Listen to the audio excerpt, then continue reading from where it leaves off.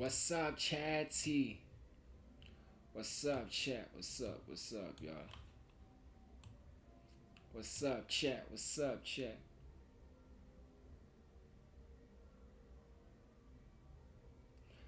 Albums are like what? Do you ever like rank your albums from like um, favorite to least favorite, if you have a least favorite anyway? No, no. The thing is, albums like I don't know if every single artist looks at it like this, but this is how like I look at it. It's like a timestamp, of what you were going through at that time, Yeah. what type of person you are, what type of artist you are, where you were with your creativity, Yeah. how wild you were willing to go and stuff like that. So whenever you go back to like an old album and you listen to it, it just reminds you of that time. And it just depends if that was your favorite time of your come up, favorite time of when you were a superstar or whatever. It just really just depends on that. Yeah. Do you ever like rank your albums from like Yeah, dog. Like, from my own perspective, he is right. From when he says like it's a thing of it's just based it's just timestamps. It's just different eras, dog. You know what I'm saying? And every album, dog, it plays a pivotal role in like your journey, right? So for me, as someone who drops like music annually, when I look at that music annually, I look at it from a point of damn, bro, we did this project and this project, we did this concept and this concept, we shot this, like, so it is a timestamp thing. So for me to pick my favorite projects, it's going to be based on like the concepts, like how well refined the concept was. But just in terms of like the music and whatever, that shit was always on point. Like, that shit to me was always on point, dog. You know what I'm saying? So let's just keep going. Let's keep going. Welcome to the screen. Stop getting, stop getting scammed by these fake gurus. Who are these gurus? First of all, you should know that I'm somebody who has made money online. Hey, all of you guys have made money online, yeah? Kumnandi ukuba yini nenza imali online. Imagine making money online. It's nice being you, yeah?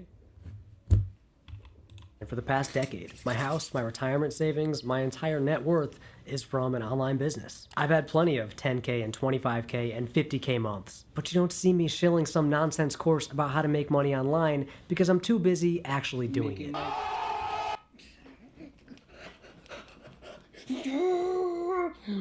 Bro, like, this is the thing I've always said. I was like, bro, like, why y'all niggas selling courses? Like, ain't y'all niggas too busy to be selling courses or what else?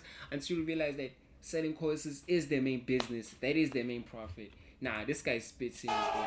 Okay, with that out of the way, let's begin. Like many of you, I remember seeing Tai Lopez ads all over the internet circa like 2015. Now, snake oil salesmen have been around forever, but this was a new breed, version 2.0 if you will. The writer who makes money writing about how to make money writing. The salesman who makes money teaching other salesmen how to sell. Now, this Lopez guy was pretty goofy. He got exposed for not actually owning any of his luxury cars or mansions. For the most part, people just made Hold up, wait. Are you telling me this guy actually didn't own anything? Well, that is particularly sad. That is sad in particular. That's very sad. Shout out you guys, bro. What's up with this shit? Like, why isn't this shit like showing all the way? Shout out y'all. Be sure I get them subs up, man. Be sure I get them subs up. Chat. We locked in, bro. We are locked in. We are locked in. made fun of him and moved on to the next meme, which at the time was probably Pizza Rat. I never really felt like he was malevolent, just kind of weird and frankly dumb. But the thing is, his scheme worked. A lot of people bought the garbage he was selling, and he made some real money. He was the first major example of this new phenomenon. The online guru who's getting rich by teaching other people how to get rich. Spoiler, you do it by teaching other people how to get rich. It's a triangle, not a pyramid. Fast forward to 2017, I'm speaking at a conference, and one of the other speakers is this guy named Dan Locke. I had never heard of this guy, but he gave this extremely intense talk about himself. Dan Locke again. Shout out. What? Bro, what? Shout out, sure. Be sure I get them subs up. What? Dan Locke is also a scammer. Dan Locke is also a scammer. I didn't know that.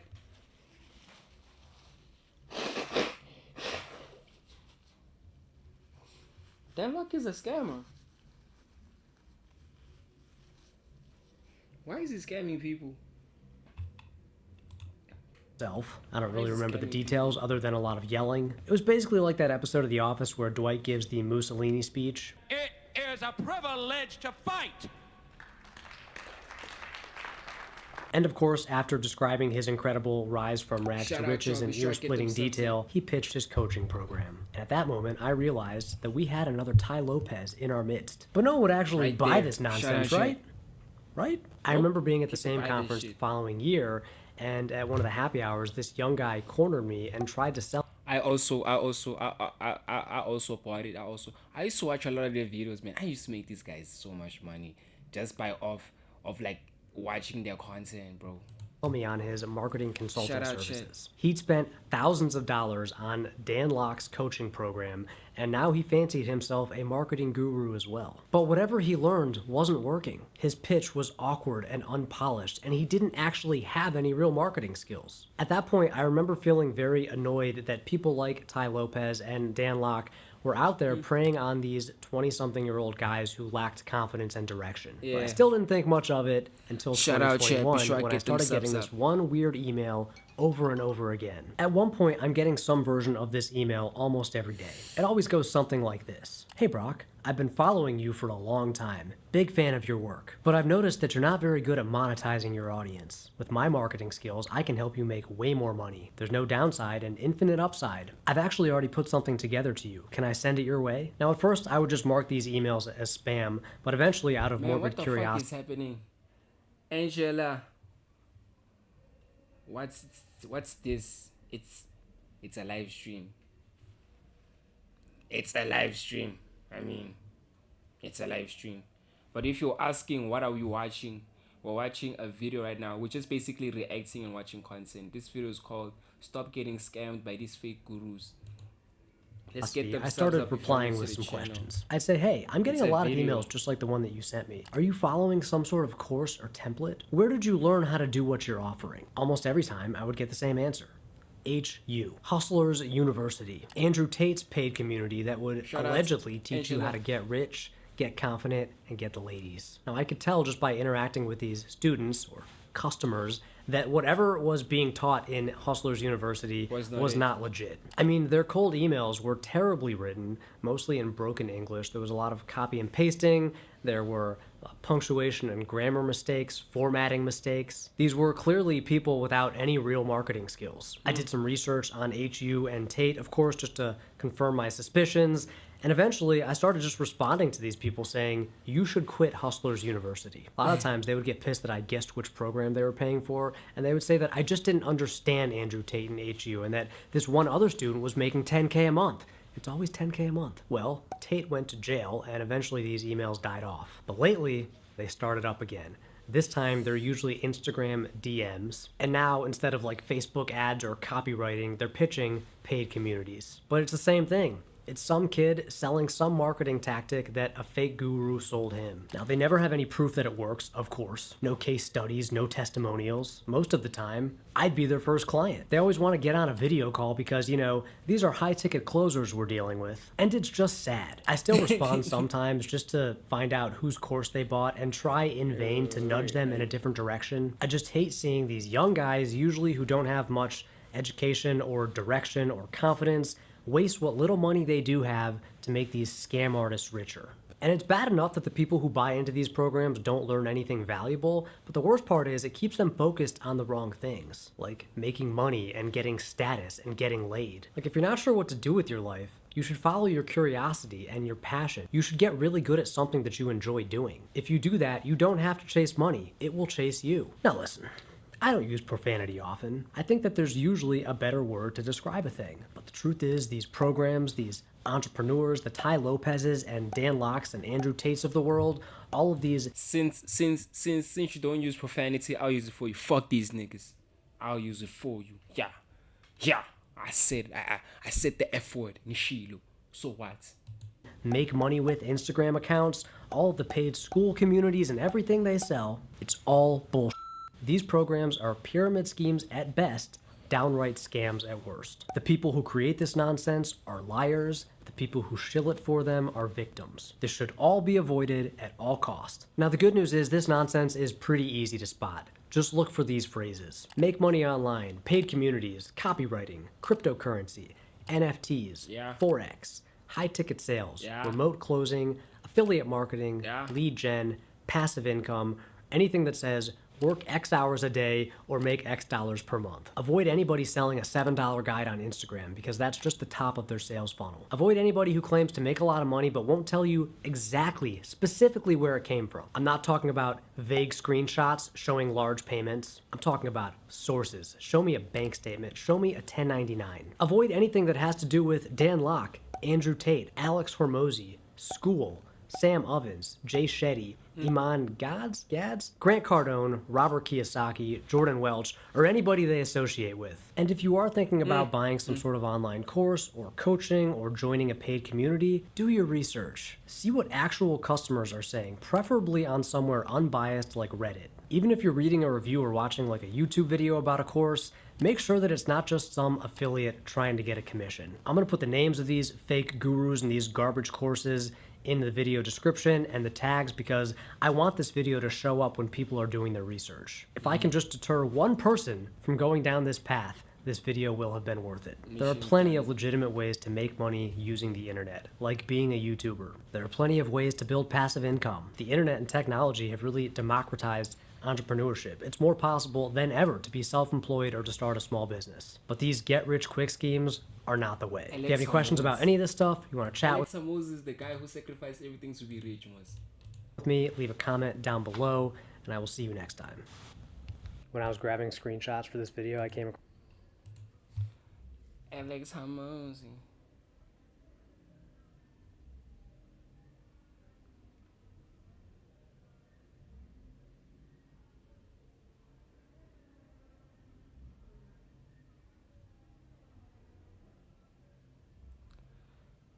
The most luxurious private jets. Okay, let's check this one out.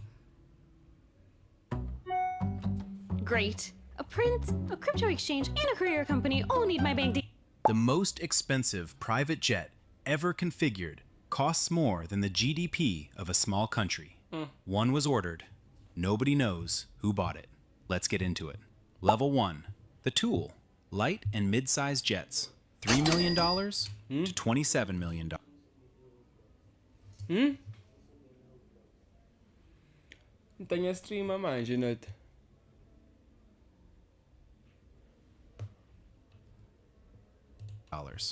This is where private aviation begins for most people who own rather than charter. The Cessna Citation CJ4 Gen 2, the Embraer Phenom 300E, the Pilatus PC-24. These aircraft seat 6 to 10 passengers, cruise at around 45,000 feet, and cover routes up to 2,000 nautical miles, enough for London to Moscow, New York to Miami, or Los Angeles to Chicago without stopping. The Phenom 300E lists at approximately $10 million new and is the world's most delivered light jet for 12 consecutive years. That statistic is not accidental. The interior at this level is genuinely good.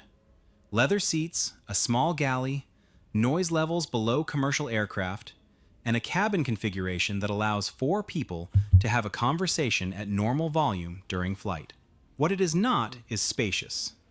Stand-up height is not possible on most aircraft in this category. The lavatory is a polite fiction. The range is real, but requires discipline about how much luggage goes in the hold. From here, the calculation becomes secondary to the capability.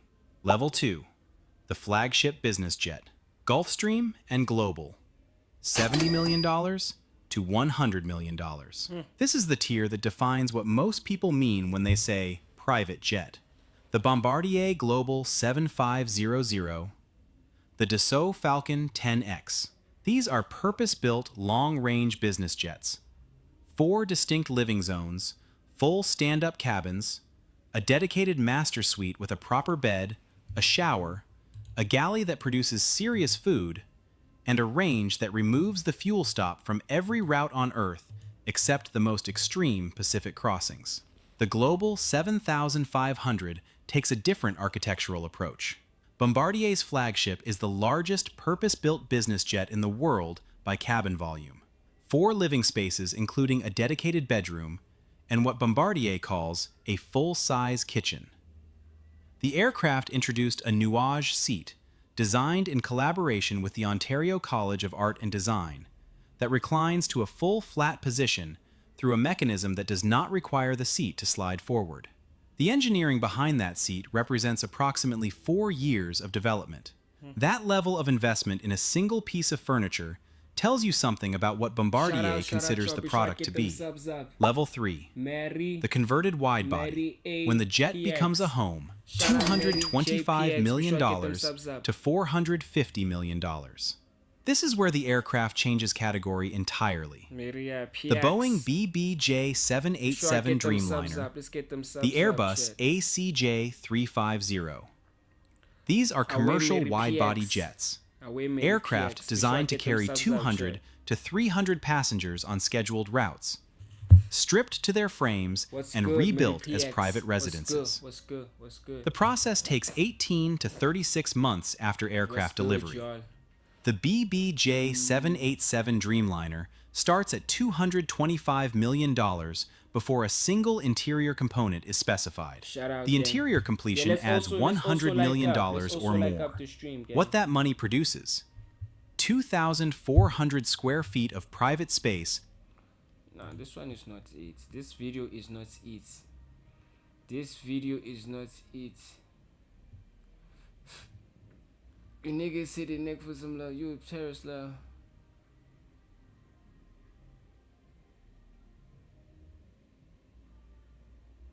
Shout out.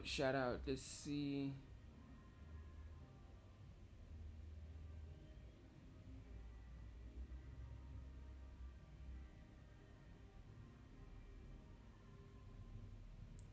Casper versus Stogie T. So the first question is, how did this start? How did this happen? And where did this happen? Right? If you guys remember in 2015, Nasty C had a song called Juice Back, and then he made Juice Back Remix. On Juice Back Remix, he had Davido and Casper Nyovest. On that song, Casper Nyovest says the following. I'm standing at the back seat of a Rolls Royce like Hello Kitty. Okay, now I know you're sitting there saying, okay, but how does that relate to anything about Stogie T? A few years back, or maybe a year back before that Juice Back remix, Stogie T, or Doomy at the time, had a song called Hello Hello Kitty. On that song, Stogie T is sitting at the back of a Range Rover, rapping, and there's 2 girls in front of him driving, right? He's rapping, at the back of that car, basically stunting, right? Yeah, maybe a couple of you guys might be like, Brando, you reaching, right? Stogie T didn't even see that. There's another song with Stogie T, right? Well, another song with Nasty C featuring Stogie T with Stogie T on it, right?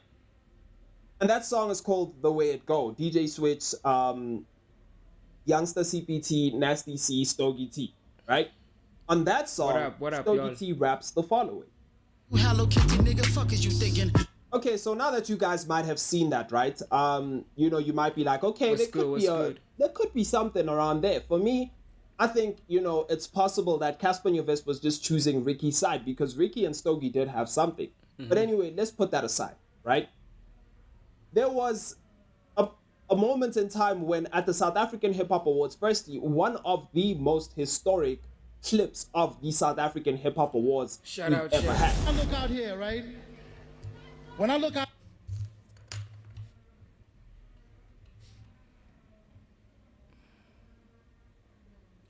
Them niggas ain't found of me if they blood ain't thicker than yellow pages. A white supremacist stabbed a booty bandit.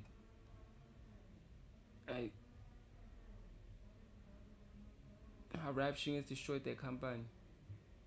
No, I'm not gonna watch that video.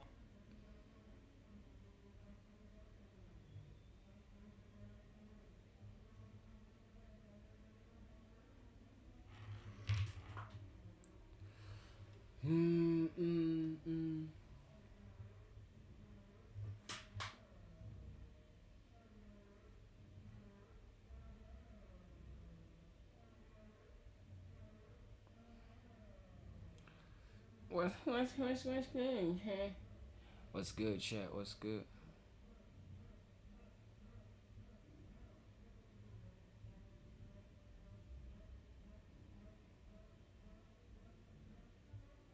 Why you should be terrified of Kodiak bears?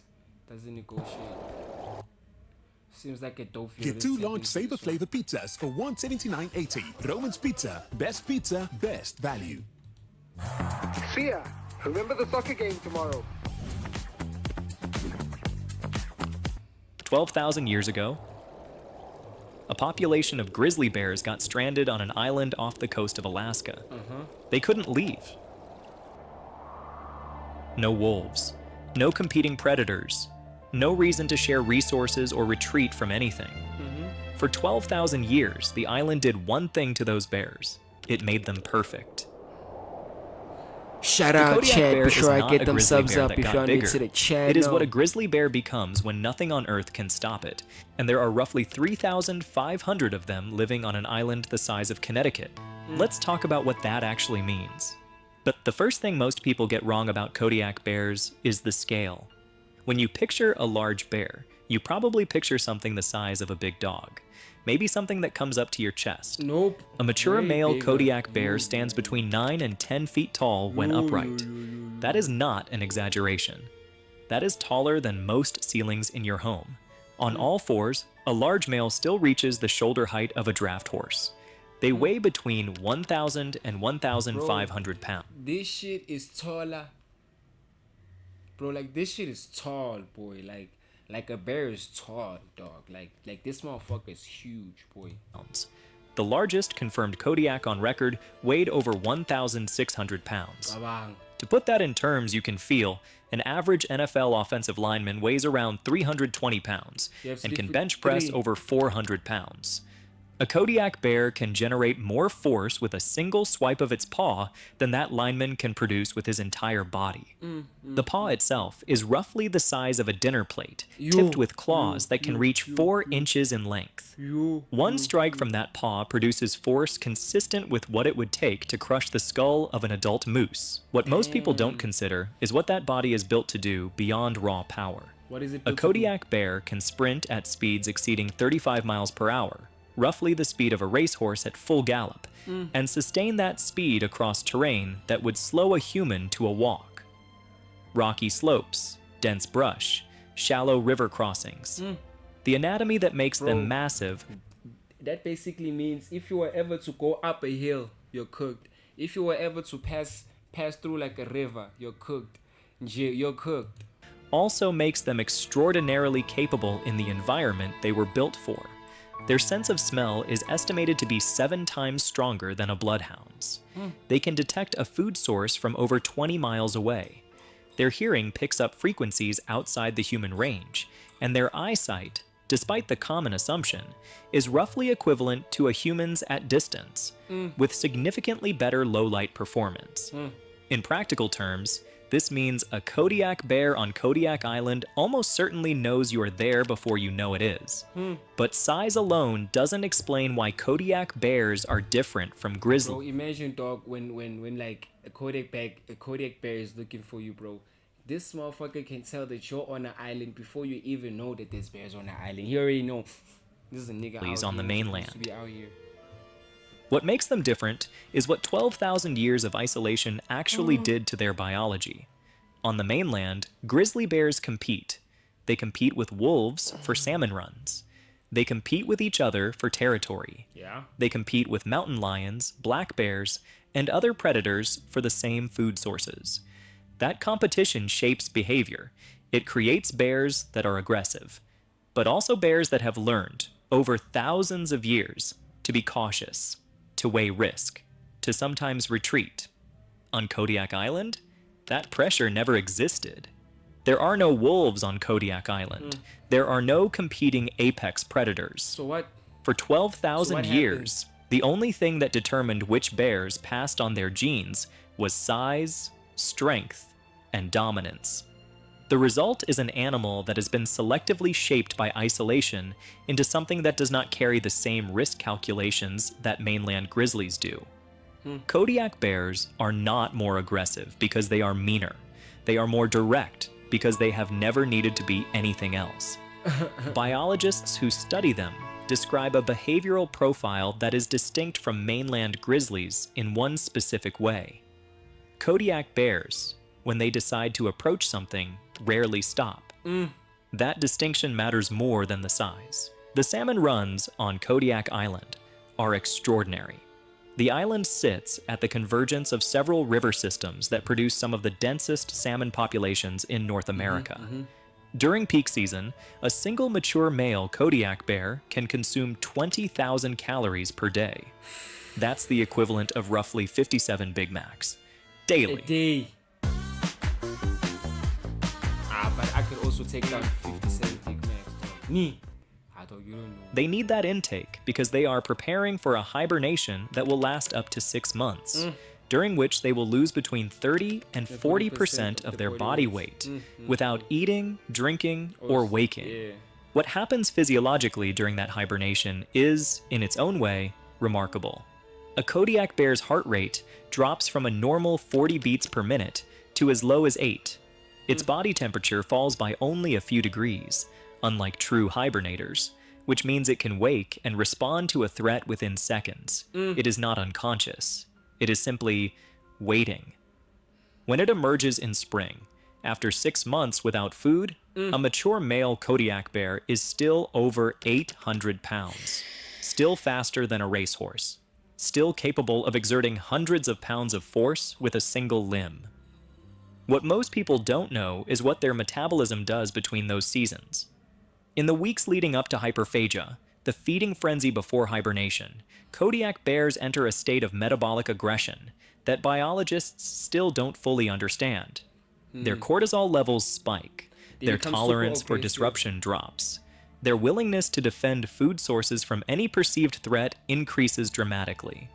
This is the state most hikers and campers encounter without knowing it, because the peak salmon season on Kodiak Island runs directly through July and August, the most popular months for human visitors.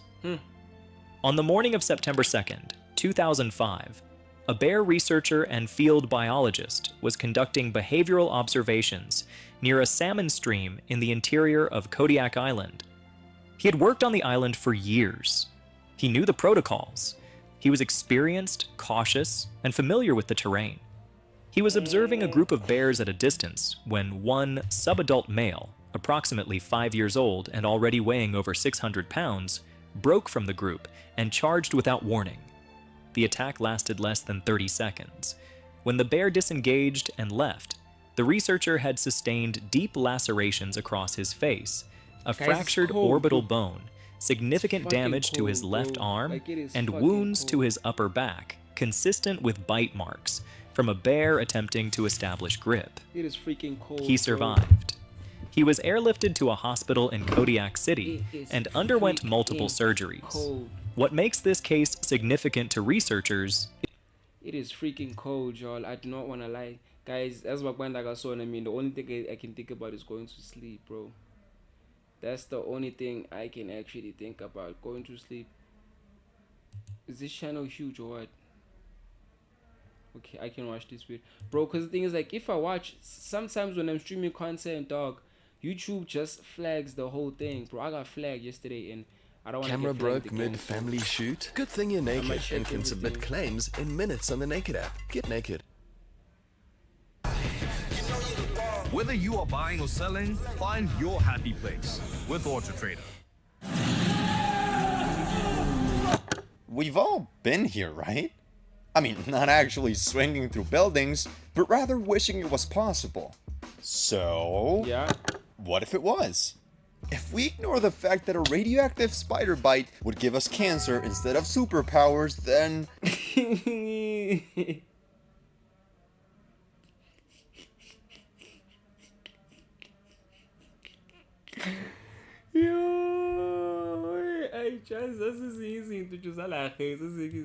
Would you want to get bit? And if so, then how would your powers work with real-life tech and physics? Would they even work at all? Trust me, it's way more complicated than you think. So let's start simple, shall we?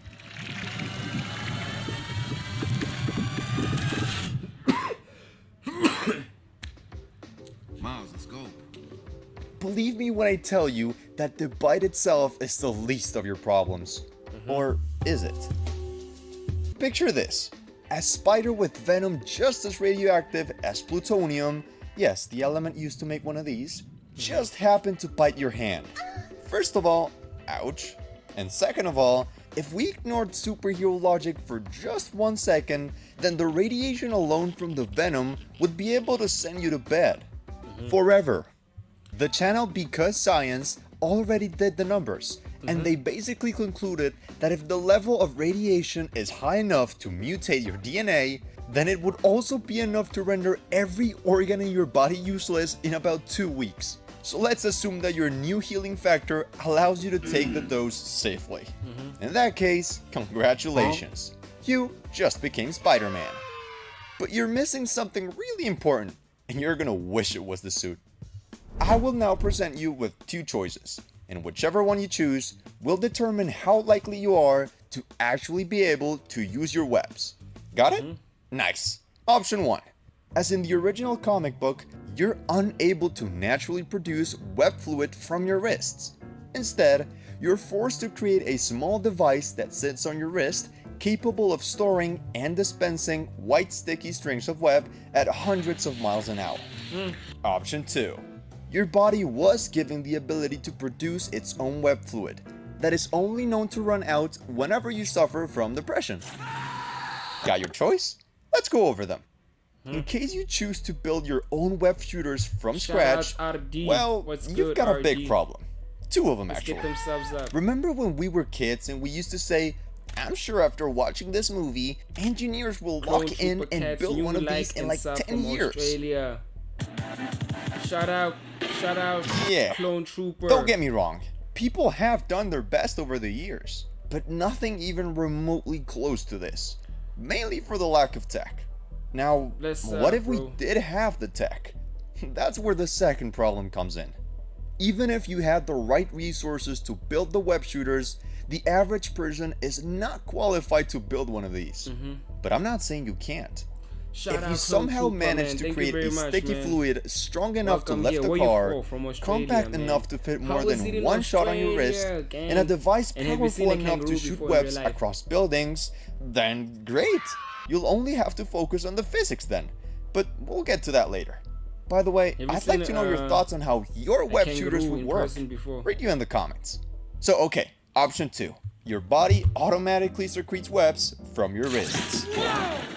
Sounds simple, right? Yeah. Kinda.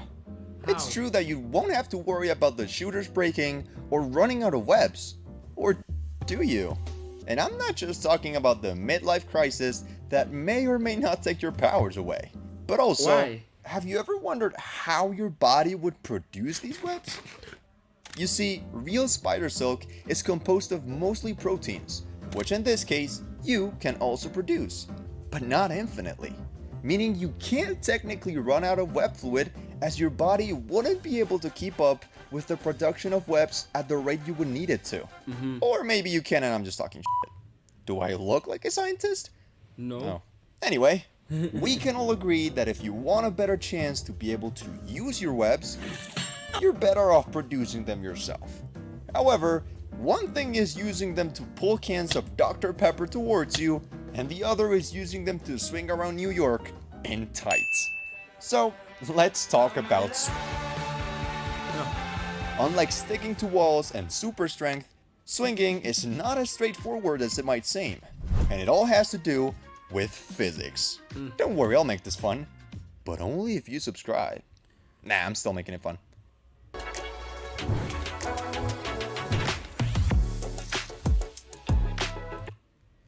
So, your first problem would be G-forces. Not what I said. The problem isn't that you wouldn't be able to take the G's themselves, rather the blood getting pulled away from important organs, like, I don't know, the brain? MatPet did an amazing video a few years ago explaining the numbers, so go check it out later. But essentially, he explained how swinging could pull away blood from your brain, leading to a small little problem: fainting. But sure, let's assume your brain keeps blood up there even while swinging. However, what happens when it's every organ in your body that's moving? Let's play a game, shall we?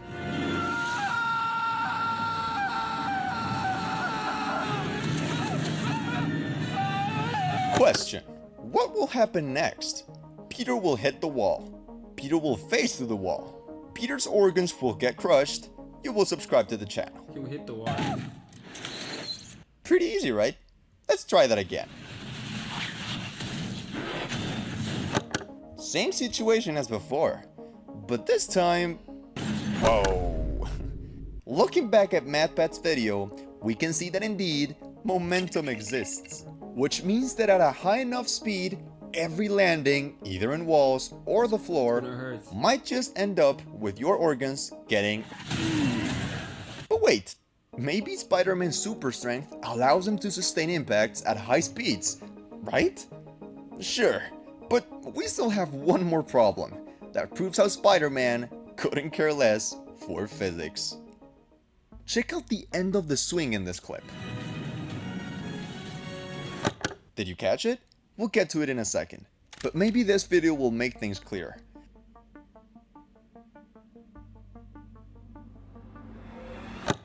Interesting, right? Both in games and movies, Spider-Man's coolest tricks are only possible because he never seems to lose any momentum. Just look at how he keeps spinning around Ant-Man's legs with no regard for gravity. But unfortunately, life isn't a movie. Mine is. Shut up. Going back to the video, you can see how the ball didn't win any momentum. It actually lost some due to air resistance. This principle unfortunately proves how it would be impossible for you to gain height or keep a constant speed by only swinging normally.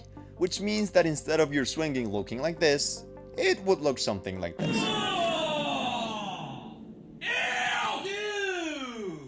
But wait, it's not all bad news though. Because if you manage to get to a high enough building and you don't miss your webs, then you could have enough initial momentum that combined with functional web wings and the occasional web zips, you could theoretically make it pretty far, to be honest. Oh wait, what if... Yeah, you're screwed. But it can always get worse. And unfortunately for you, it just might. Bro, okay, like let's say like you live in some place like South Africa. Shout out prods edits. Like let's say you live in somewhere like South Africa, or you live in somewhere like the hood and there's no buildings in particular. How the fuck are you finna work like web sling? Produce, shout out, produce edits. That has always been my crime, because you know, most as kids, you always were wanting to be Spider-Man. But I always thought, bro, how am I finna web swing? Like, there's no fucking buildings here for me to web swing. Shout out, producer edits. Be sure I get them subs up. Let's get them subs up. Chat. Let's also like up the stream. Let's like up, and let's also... If you haven't noticed by now, I've barely mentioned every other Spider-Man ability except from web swinging. And there's a reason for it. If you think about it, the rest of abilities would be so cool and useful to have. A tingle that prevents incoming dangers? Being able to stick to the ceiling, cause how cool is that? Strength and resistance that make you a living tank? And a healing factor that gets you saying stuff like this. The doctor said you still have 14 broken bones. Which means I have 192 non-broken ones. Damn. Unfortunately, the reason these are so useful is the same reason you might not want to use them very often. I'm not saying there isn't people who wouldn't love you and treat you as the hero you would be. Hero, right? Okay, cool. But when the news eventually spread about your DNA potentially being able to cure any disease or even treat cancer, then you've got a bigger problem than just feigning while web swinging. In the real world, you would be considered a genetic holy grail, and even though your blood could lead to people looking like this, that's not stopping scientists from running tests until it doesn't. So then again, you've got two choices, so choose wisely. Option 1. You either turn yourself in so your body can be studied for what's probably the rest of your life, or option 2, where you don't ever show your superpowers to the world. Because if you do, you risk getting caught by practically every government on Earth. So, what would you do? I wouldn't tell See, no one. if you decided to turn yourself in, two things are likely to happen. First, your DNA would be incompatible with any human, meaning scientists will try to solve the problem for years before letting you go. If they let you go. What do you mean, if? On top of that, the results of harnessing your genetic material could go from curing diseases and healing broken bones in days to having entire armies of super soldiers around the globe. I'll let you guess why that isn't a good idea. Now, if you instead decide to hide your powers forever, then sure, it should work. If it wasn't for one small problem. Getting blood samples and your DNA tested is extremely dangerous. Oh, and having kids too, but that's regardless of the spider powers. So getting your superhuman genes checked, or even worse, spreading them around the gene pool, is off the table, since it might just leave you or your child in the same situation as option 1. But hey, that's just a theory. So feel free to leave your opinion and say if you would like to. That would be, but it would be fun being Spider-Man.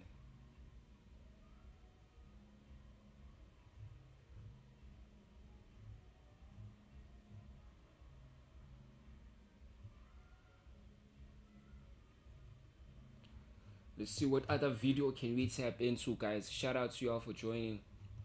It's your boy, we out here.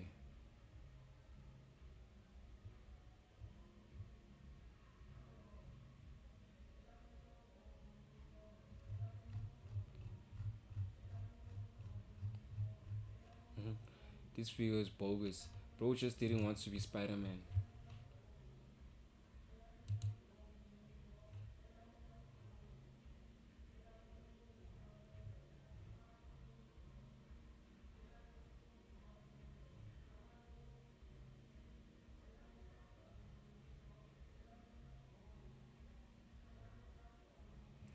Why are they so expensive?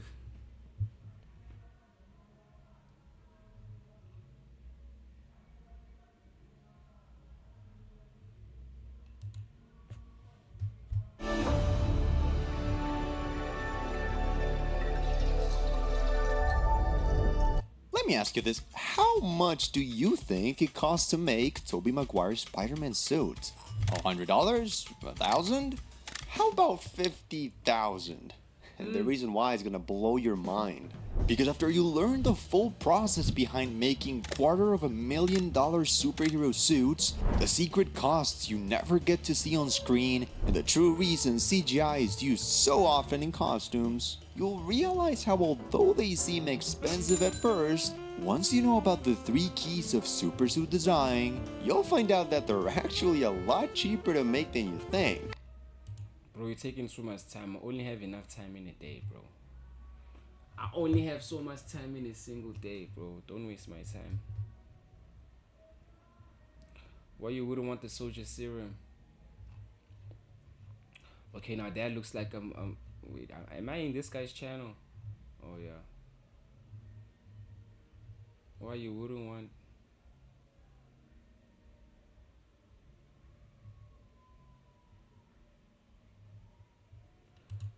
This video right here. Quick, someone's calling. It's your national government asking if you'd like to be the first super soldier on the planet. But before you go saying, duh, we're gonna look through some comics, movies, science, and even politics to see what would really happen if you took the super soldier serum in real life and find out whether you would become a national hero, a powerful supervillain, a worldwide fugitive, or a circus attraction. Let's find out your fate, shall we? To do that, we're gonna see how this Smurf's piss looking liquid affects your body, mind, and eventually your life by beginning to understand what the hell is in those vials. According to movies and comics, the super soldier serum enhances the body and mind to its peak potential. But that's only half right. Because if we take the definition as is, it sounds like this blue serum is just rebranded steroids without the nut shrinking side effect. Yet after seeing Cap pulling a chopper with his bare hands, I think steroids and peak human is cutting it a bit short. After taking it, you will both look superhuman and have superhuman levels of strength, speed, stamina, and durability. I could do this all day. But how high do these superhuman levels really get? I mean, never we watched know a it's Captain- higher than what the I've never actually watched a Captain America movie, and I'm actually quite intrigued. I wonder if that movie is any good. peak human sure is on able YouTube to it has it achieve. somewhere. So yes, you would be strong. Let's search it real quick.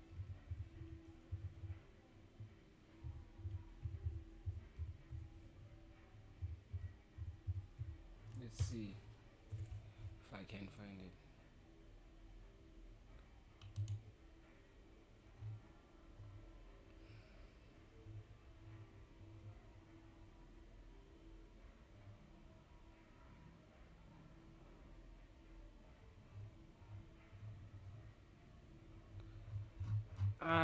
I don't know if I'll ever find it. I have too much to deal with already. Listerine is for more than fresh breath. It's for whole Shout out, mouth Shelby, health. sure I get them Listerine, I thought I wash could your mouth. just find it right there. Quick, someone's calling. And another series I haven't been able to watch, bro, is that series. What's that series name again? Peaky Blinders. It's your I haven't national been able to government watch asking it. if you'd like to be the first super and durability. Avengers Doomsday teaser saying his stat. We find that super soldiers can lift an estimated 800 stronger, faster, and more durable than Batman. But what about compared to Black Panther or Spider-Man? Written in the Marvel Wiki, we find that super soldiers can lift an estimated 800 pounds over their head and run at 30 miles per hour. But since the Captain America character is 80 years old, is featured in 11 films, and an Avengers Doomsday teaser, saying his stats are inconsistent would be an understatement. Which is why we'll be taking the MCU version as reference for your potential stats. And these are crazier than you think. For real? What is that? Thanks to the famous helicopter scene, or his lesser known truck hitting and beam lifting feats, we know that you should be able to lift way more than 3,000 pounds, which although makes you weaker than Spider-Man by kind of a lot, you'd still be able to put up a fight with a Black Panther. Spider-Man is a strong motherfucker. Wait, what did he say? The famous helicopter scene, or his lesser known truck hitting and beam lifting feats, we know that you should be able to lift way more than 3,000 pounds, which although makes you weaker than Spider-Man by kind of a lot. Yo. Dog, look at these stats, dog. You'd still be able to put up a fight with a Black Panther as you're only slightly weaker regarding strength. And since neither him or the webhead exist in real life, you would be roughly 3 times stronger and a lot more durable than the current strongest man on Earth. Plus, you'd look way, how do I put this, better.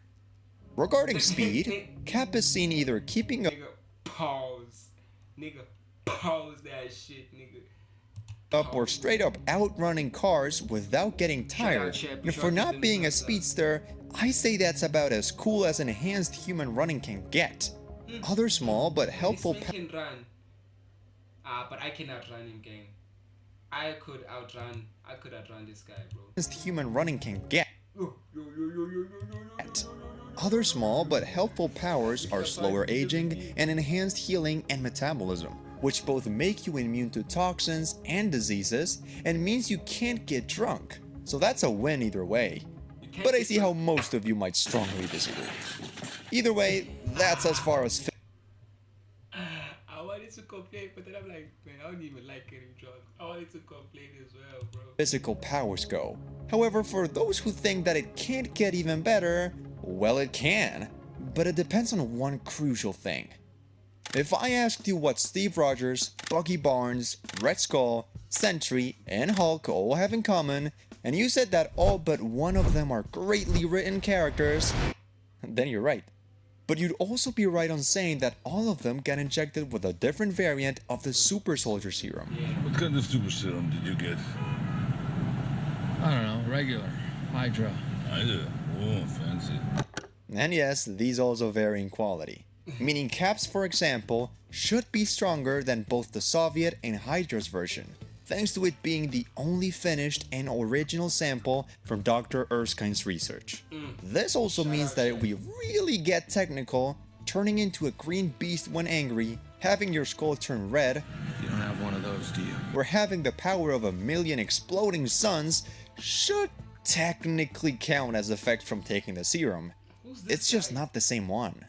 Depending on the circumstances and the type of serum that happened to be in stock that day, you could either be granted special abilities, as it's the case with the Hulk or Sentry, or suffer unwanted side effects like Abomination or Red Skull. This is why before signing the waiver, make sure not to be around any gamma radiation, ask if the serum is fully developed. What's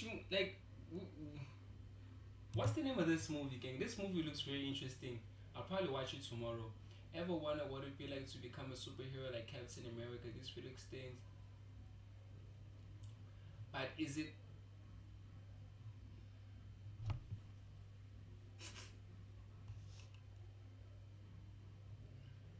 I wonder what's the name of this.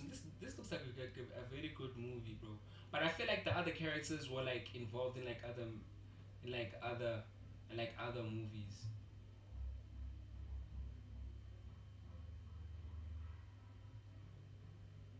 Okay, this one is fine. The Rock pulled the helicopter in Fast and the Furious without the super soldier setup.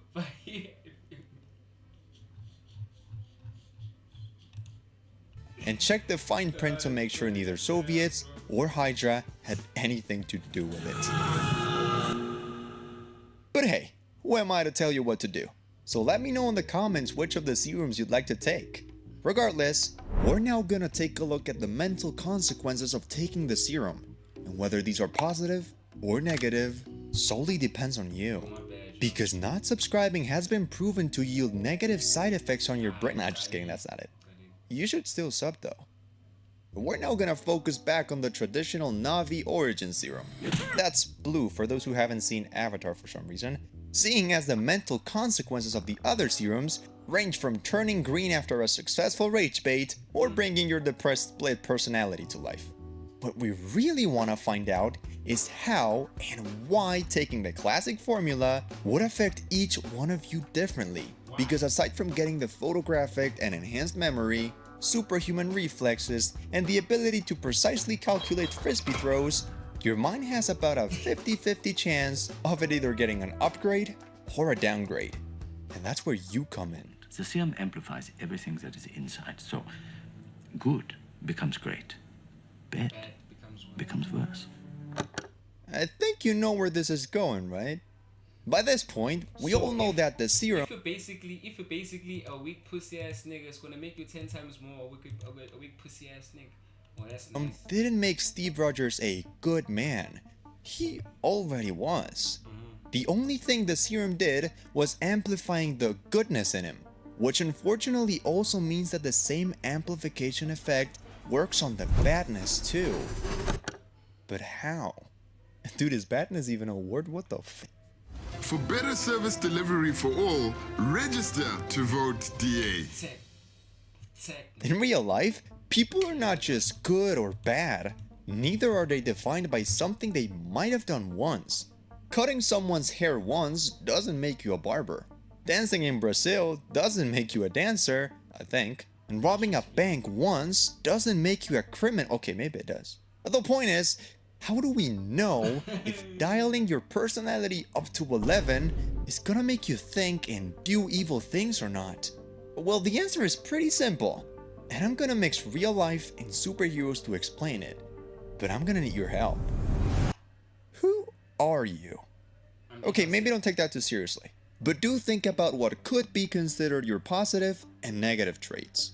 These are what essentially define Yo, bro, if like my positive and my negative traits were to be like amplified, I'd be a very kind asshole, bro. Like to the people who know me, I'd be very kind.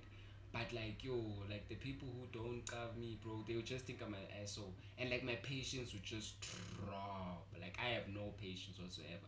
That bitch about to be walking on sea levels, boy. Like the water flow, boy. That's how I'm finna be. Drop in the comment section how y'all feel to be, man. Shout who out you Chet. are as a person. And to know if taking the serum would result in greatness or disaster, you only need to answer one question. Yo, that guy's like, what the fuck? Do your positive traits currently overpower your negative ones? Yes, they do. Yes, they do. Unfortunately. Let's find out with some Listen, like, you know, bro, like when you like when you're such a nice person, sometimes you you just wish you had more of like the dark triad traits, you know what I'm saying? And when you're evil, you just evil, you know what I'm saying? But like, you know, examples, shall we? comes with the job. Batman might have his fair share of issues, and he definitely has some violent tendencies, but these fall short compared to his will to do good. He's not perfect, but his principles and intentions are aimed to doing what's right. So although he might get a bit more violent, he wouldn't turn evil per se. On the other hand, pre-Iron Man 1 Tony Stark wasn't evil by any means. Remember me? Sure don't. But taking his arrogance, selfishness, the other hand, Bro, Tony Stark has to be one of the most arrogant superhero characters I know. Like, Iron Man has chair abafethu. If y'all niggas think I'm cocky, then you guys do not know Tony Stark. Like, yo, Tony Stark has chair. Like, Tony Stark is full of himself. pre-Iron Man 1 Tony Stark wasn't evil by any means. Remember me? Sure don't. But taking his arrogance, selfishness, and carelessness to a one-way trip to the moon would have easily resulted in a madman who had no other goal than being the best, with little to no regard for doing good. Not evil, but definitely far from Superman. Yeah. How about you though? Shout out, Chet. Does your will to do good, help the little guy, and fight for what's right overpower your irresponsibility, laziness, addictions, and every other quality that might be deemed as bad? If you said yes, then great. You've just made it a step closer. However, if by this point you were team pro serum, revealing what your life would actually look like might just be the thing that changes your mind. But to get there, we first have to go back to the beginning. The beginning of the video, dumbass. There. So, you took the call from your national government. First have to go back to the beginning. The beginning of the video, dumbass. There. So, you took the call from your national government to accept the super serum offer. The problem is that, if you've seen any movie or show involving government and superhuman weapons, you're gonna have more eyes on you than those secret files, if you know what I mean. So either you comply Epstein and become files. your government's super pet, Epstein. or you escape and become a national criminal. And for those who are thinking of getting the serum from a black market down in the deepest sewers of Ibiza instead of the government, good luck getting out of there alive without growing a third eye or getting your skin looking all funny. Anyway, now that you know that your only choice for the serum is government issue, should you stay or should you go? Okay, so let's assume you stayed, escorted the president a few times. Get down, Mr. President! Went on some black cop silencing whatever needed to be silenced, and you practically became the man they sent to deal with any attack risking national security. You became famous, and you'll be considered a national hero for years on end. However, if they even let you retire at 90 after who knows how many tests, and you finally start living freely with your who knows how old wife, not only will you not have children because, well, you physically can't, but also because they would become government property the second your wife gives birth, as, you know, superpowers. Your late life sounds a little depressing for a national hero, but it somehow still sounds better than leaving. You see, if you do leave, you'll become your country's, or better yet, the world's most wanted person. So good luck getting a job or living a normal life. Your best bet would realistically be either changing your identity and or applying to be the strongman from the circus. And that's assuming you take the good route. Become a villain, get a cult of followers, and although not an open invitation, who knows how far you could get before every nation wants to put a bullet through your skull. But wait a minute, we're missing something.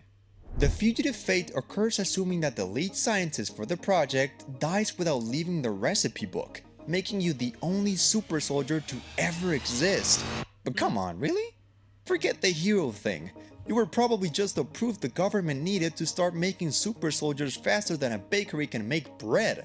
And after Super Soldier World War III eventually begins, well, the serum doesn't make you Captain Blank. It just makes you a super soldier. Wanna be a hero? Me too! But as long as a higher power is in charge of delivering the serum, your only choices remain either fleeing as a criminal, living like a soldier, or dying as the hero you've always wanted to be. And none of those fates sounds nice. The curse of being right. Seems like a great video. Wait, let's see.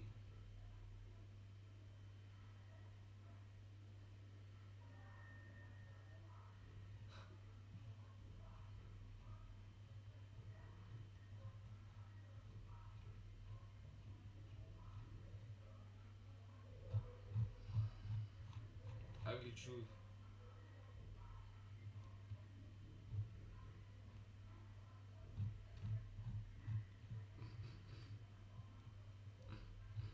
These people are playing piano songs, dog. Me, I'm chilling at the crib streaming.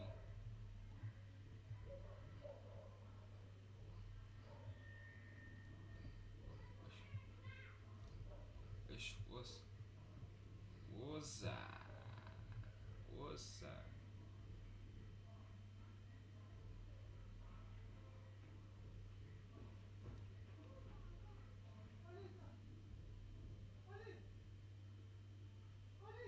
Bro, it's fucking 11, bro. 11. Ufuna kupalisa. 11 ufuna upalisa. 11 ufuna upalisa. Oh, Mos, it's this chick, Mos.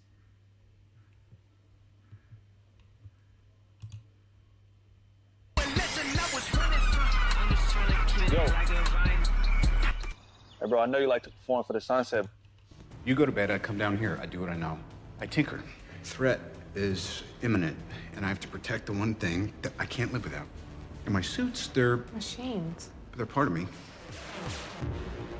Tony Stark is a man cursed with the obsession to save the world. He's addicted to the endless progression of his tech and suits. He believes that he can solve all the world's problems, like fixing a broken machine. All he needs are the right tools. Unfortunately, these tools always become weapons. They fall into the wrong hands, go rogue, and even put the world in danger. Tony always becomes more entrenched in his mission and in his need to create a new tool that will fix his past mistakes. And Tony's final gift was time travel, a tool that could be the very thing that is killing the multiverse. But this is also the proof that Tony Stark was made to be Dr. Doom. Welcome back to Screen Crush, I'm Ryan Airy. Now the idea... in like the new Marvel's movie, like Victor Von Doom is actually Iron Man. When is the new Marvel movie dropping? Releasing Doomsday, boy. I don't want to write Doomsday, I wanna see. Man, I don't give a fuck about Brand New Day. 18th December, gang. Ooh, boy. Bana. Yo. Iron Man's gonna be fucking Doom, boy. Yo. that Tony Stark is Dr. Doom in Doomsday is a controversial theory. I know, but this isn't... I can't watch this video. I can't. Quick, someone's calling. It's your national government asking if you'd like to be... I can't watch that video because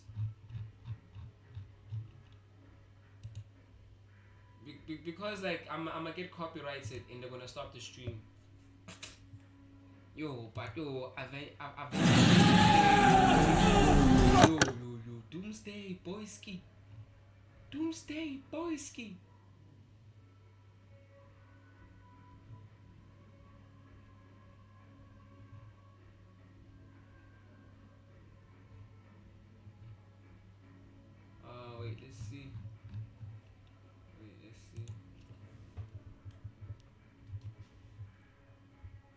Avengers Doomsday. Bro, like, I'm so fucking hyped, bro. Like,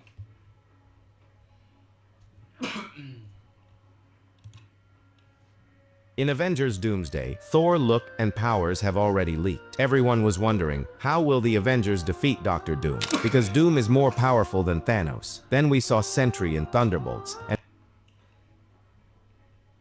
Doom is more powerful than Thanos. What? after witnessing his godlike powers, it felt obvious that Sentry could easily take down Doom. But according to the strongest rumors, Sentry will actually be on Doom's side fighting the Avengers for him. If that happens, Doom powers plus Sentry galaxy-breaking strength, literally an unbeatable duo. But Thor fans, here's your good news. In Avengers Doomsday, Thor will first lose badly to Doom in the beginning. But by the end of the movie, Thor transforms into Rune King Thor, his most powerful version ever. For your info, Rune King Thor is so strong he once ripped apart Sentry Darkseid Void and threw it straight into the sun. So if Marvel really shows Rune King Thor in Doomsday, he alone could defeat Doom, Sentry, and Void all together. In Avengers Doomsday, Bro, like, I'm so fucking hyped for this shit, guys. I'm so fucking hyped for this shit. Rune King Thor. This better gives Chris versions of Thor the power up and badass film which really deserve. Enough of the humor. Finally, they stopped nerfing Thor. Oh, so Thor was nerfed this whole entire time. I would like to see Loki and Thor versus Doom and Sentry. It's a pity AI can't quite nail it with facial expressions and physics. Looking like a mix of green and white Power Rangers. The prediction Thor transforming Rune King Thor, that puts a smile on my face. Bro, I'm fucking excited for this shit, bro.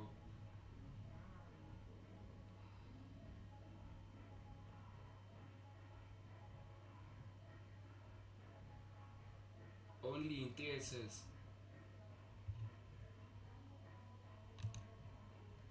Marvel just screened the Secret Avengers Doomsday trailer and the details are insane. You will not see this footage online. Robert Downey Jr. finally appears as Victor Von Doom. He speaks with a Slavic accent and wears realistic metal armor to Oh, Victor Von Doom, gang, yo. Damn. I'm actually so in here like Victor Von Doom. completely separate himself from Tony Stark. The main plot revolves around a massive universal incursion. Three realities are violently crashing together. The main Marvel world is colliding with the mutant universe and the Fantastic Four timeline. This cosmic collision causes total chaos and forces confused heroes to fight each other. We see Gambit battling Shang-Chi, while Mystique shapeshifts to fight Yelena Belova. The destruction is severe enough to turn the underwater kingdom of Namor into a completely dry desert. Doom proves he is an unstoppable threat. Thor throws Stormbreaker, but Doom effortlessly catches the axe with just 2 fingers. Thor realizes he needs a miracle and tries to summon Mjolnir. The magical hammer suddenly flies past him. Steve Rogers catches the weapon wearing his long hair and beard. This epic story resets the timeline back to Endgame. This exact reboot is the reason why Marvel just screened the sequel. And he didn't explain the reason why. I'm a super house, super house, boy into a really half more.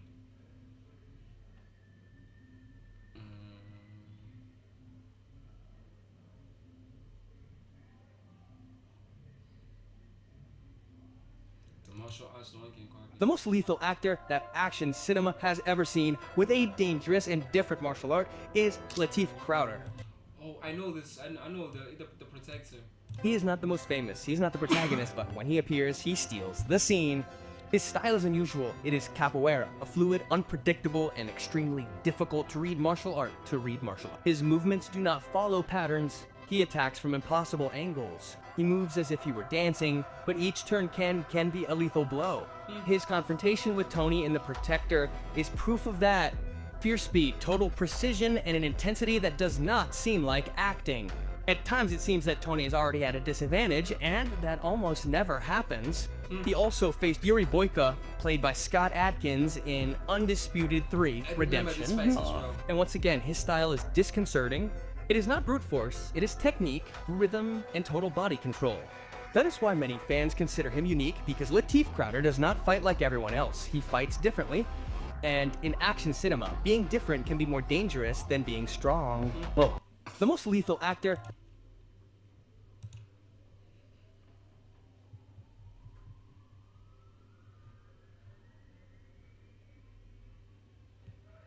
Why you should be more like Batman.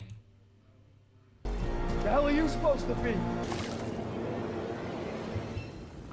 I'm vengeance. Whoa, shit. When I saw the Batman movie in March of 2022, something in me changed. I became a bit more mysterious. I began staying up in the night a bit more. I began wearing eyeshadow. Alright, no. I didn't do that. But I thought I was Batman. Alright. And I still am Batman. And so many other men eyeshadow. Alright, no. I didn't do that. But I thought I was Batman, alright? And I still am Batman. And so many other men feel this way too. You've probably seen the memes all over social media. But as I analyse this, it got me thinking, so many men think they are Batman, but are they applying his traits and skills to improve their own lives? In this video, I'll be explaining all the things he does and how you can implement them to improve yourself. I'm Widowy Batman. Alright. I'm never going to do that again. But let's be honest, Batman is a bit of a weird bloke. He spends most of his time alone. He's a loner. He's really bad at rizzing up women. And he's also got really bad anger problems. But he does have some interesting personality traits that you can adopt and add into your own life to actually improve your own life. And I think the best place to start is with his backstory. The start of Bruce Wayne's life was not optimal, to say the least, and it's pretty tragic. Both of his parents were deleted in an alleyway by a robber, and that was it. No more parents of Batman, basically. Now, instead of Batman sitting there playing victim like, oh, woe is me, he actually turned this tragic event into a positive and made it his mission in life. His mission is now to protect the people of Gotham City, and he'll do anything to make that happen. And I think more men... Who are you? I'm Batman. I'm Batman.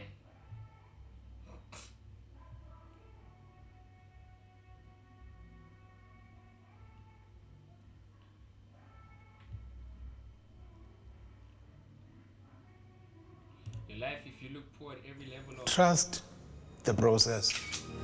Even if process from 10 business deals yourself. It's 7:45 in the morning. You pull into the parking lot. You find a spot near the back. You turn off the engine, and you sit there for a second, the way you always do. The guy next to you steps out of a leased BMW. He straightens his jacket. He doesn't look at your car, but the woman walking past does. Just for a second. Just long enough. You notice, you don't move, because you know something she doesn't. And that's exactly where the story starts. The car is a 2008 Toyota Corolla. Bro, like every American has a car at 22. Is it in South Africa whereby you have to literally bust your ass just to get a car, bro? What the fuck? You bought it off Craigslist for $3,800 cash. The guy who sold it shook your hand twice. Like he couldn't believe someone actually showed up with the money.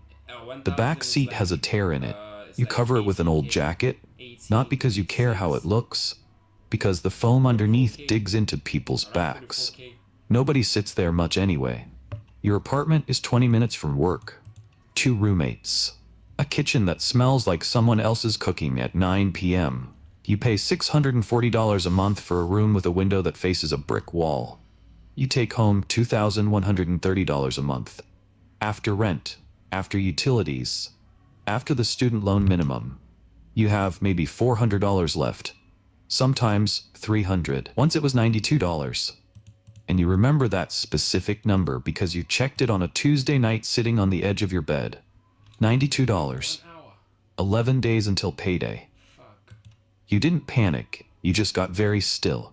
You open a brokerage account that month, not because you have extra money, because you read something that said the best time to start is when you think you can't afford to. You put in $50, you set an automatic transfer, $100 a month, payday to brokerage, before you can see it, before you can talk yourself out of it. The first month it processes, your account drops to $62 before the next paycheck. You don't cancel the transfer. Here's what nobody tells you about being 22 with nothing. When you have no image to protect, no lease payment, no design or anything, no version of yourself that costs money to maintain, you are lighter than you will ever be again. You don't know that yet. Right now, it just feels like being broke. But there's a difference between being broke and being trapped. At 22, with a paid-off Corolla and a $100 automatic transfer and $92 on a Tuesday night, you are broke. You are not trapped. That difference is everything. The Corolla starts on the first try every morning. That's enough. But something shifts at 25, not in the account, In the question, you start asking yourself every time you see a car payment.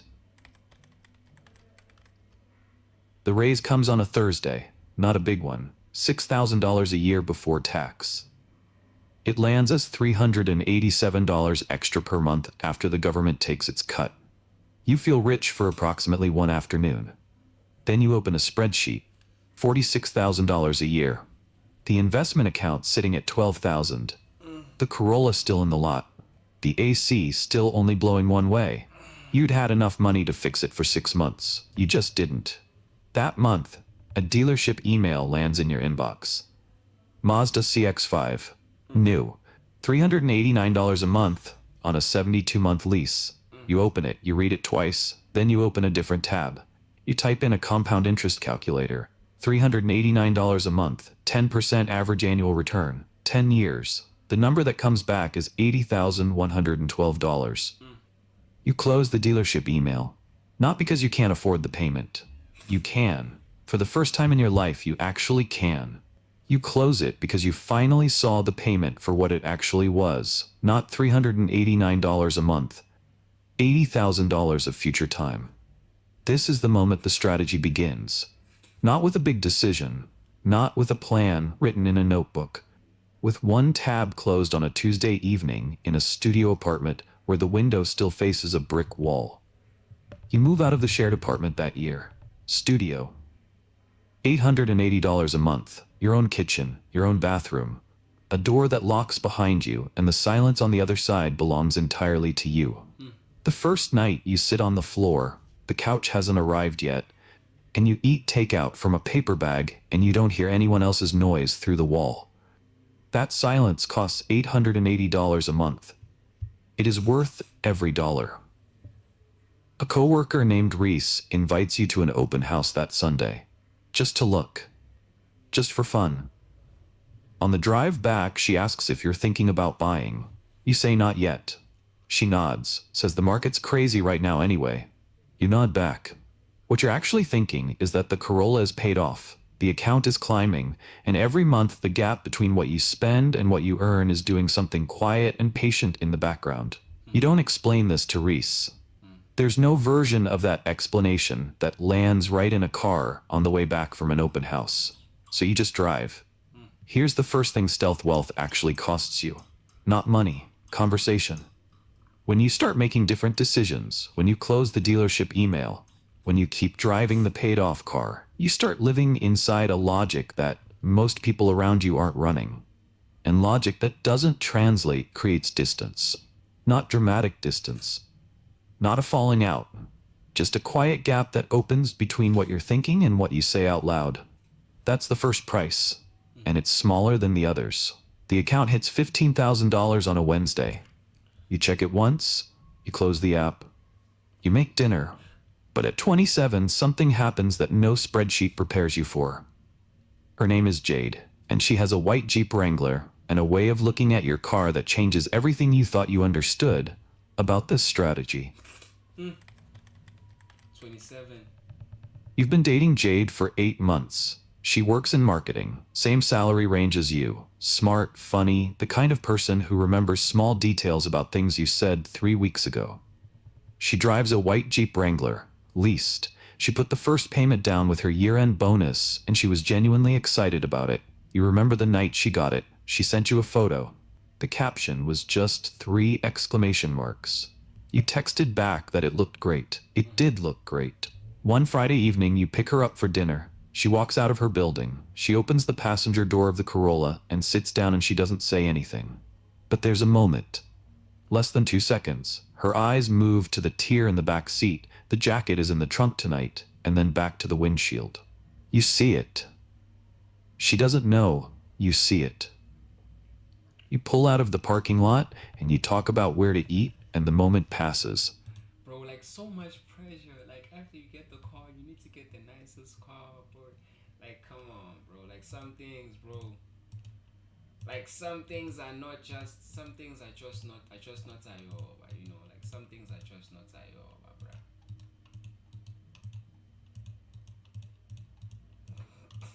But it doesn't disappear. 3 weeks later, you're talking about the future. Not seriously, just the way people do when things are going well. Casually, over dinner. Jade asks if you've thought about getting a new car. Her voice is completely normal. It's a completely normal question, but you hear the thing underneath it. It's not about the car, it's about the image, about what you look like standing next to her. About whether the version of you she's been building in her head matches the version that shows up in a 10-year-old Corolla with a jacket covering the back seat. You don't get defensive. You just say, I'm putting the money somewhere else. She asks where. And you tell her, index funds, Roth IRA, the automatic transfer, the actual number sitting in the account. She's quiet for a moment, not an uncomfortable quiet, a processing quiet. Then she says something you didn't expect. I didn't know you were doing that. She stays, not because of the number, because of what the number meant about how you think. That matters more than people realize when you're 27 sitting across a dinner. Yo, bruh, as soon as I get my channel up, I need to have some money put aside. Need to have some cheese. Table trying to explain a paid-off Corolla. But here's what that conversation revealed about the strategy. Stealth wealth is invisible by design. That's the whole point. But invisible to the world also means invisible to the people sitting across the table from you. There's a version of a relationship that can hear, I have $26,000 in index funds and I drive a paid-off Corolla on purpose, and lean in closer. And there's a version that can't. Neither version is wrong. They just want different things. Jade was the first version. You didn't know how rare that was yet. The car wasn't the problem. The car was just the first honest conversation you didn't know you were having. At 28, you changed jobs, new company, new city, new parking lot. And in that new parking lot, you're about to find out that Jade wasn't the only one watching your car. She was just the only one who said something to your face. New company, new city, $62,000 a year. The Corolla finally retired. Not dramatically. Not because you wanted something better. Because the repair math stopped working. The mechanic... 2,000. Wait, let's do that. Let's do that real quick. 62,000 divided by UN divided by 12. UN divided by 12. It's like 5,000 per month.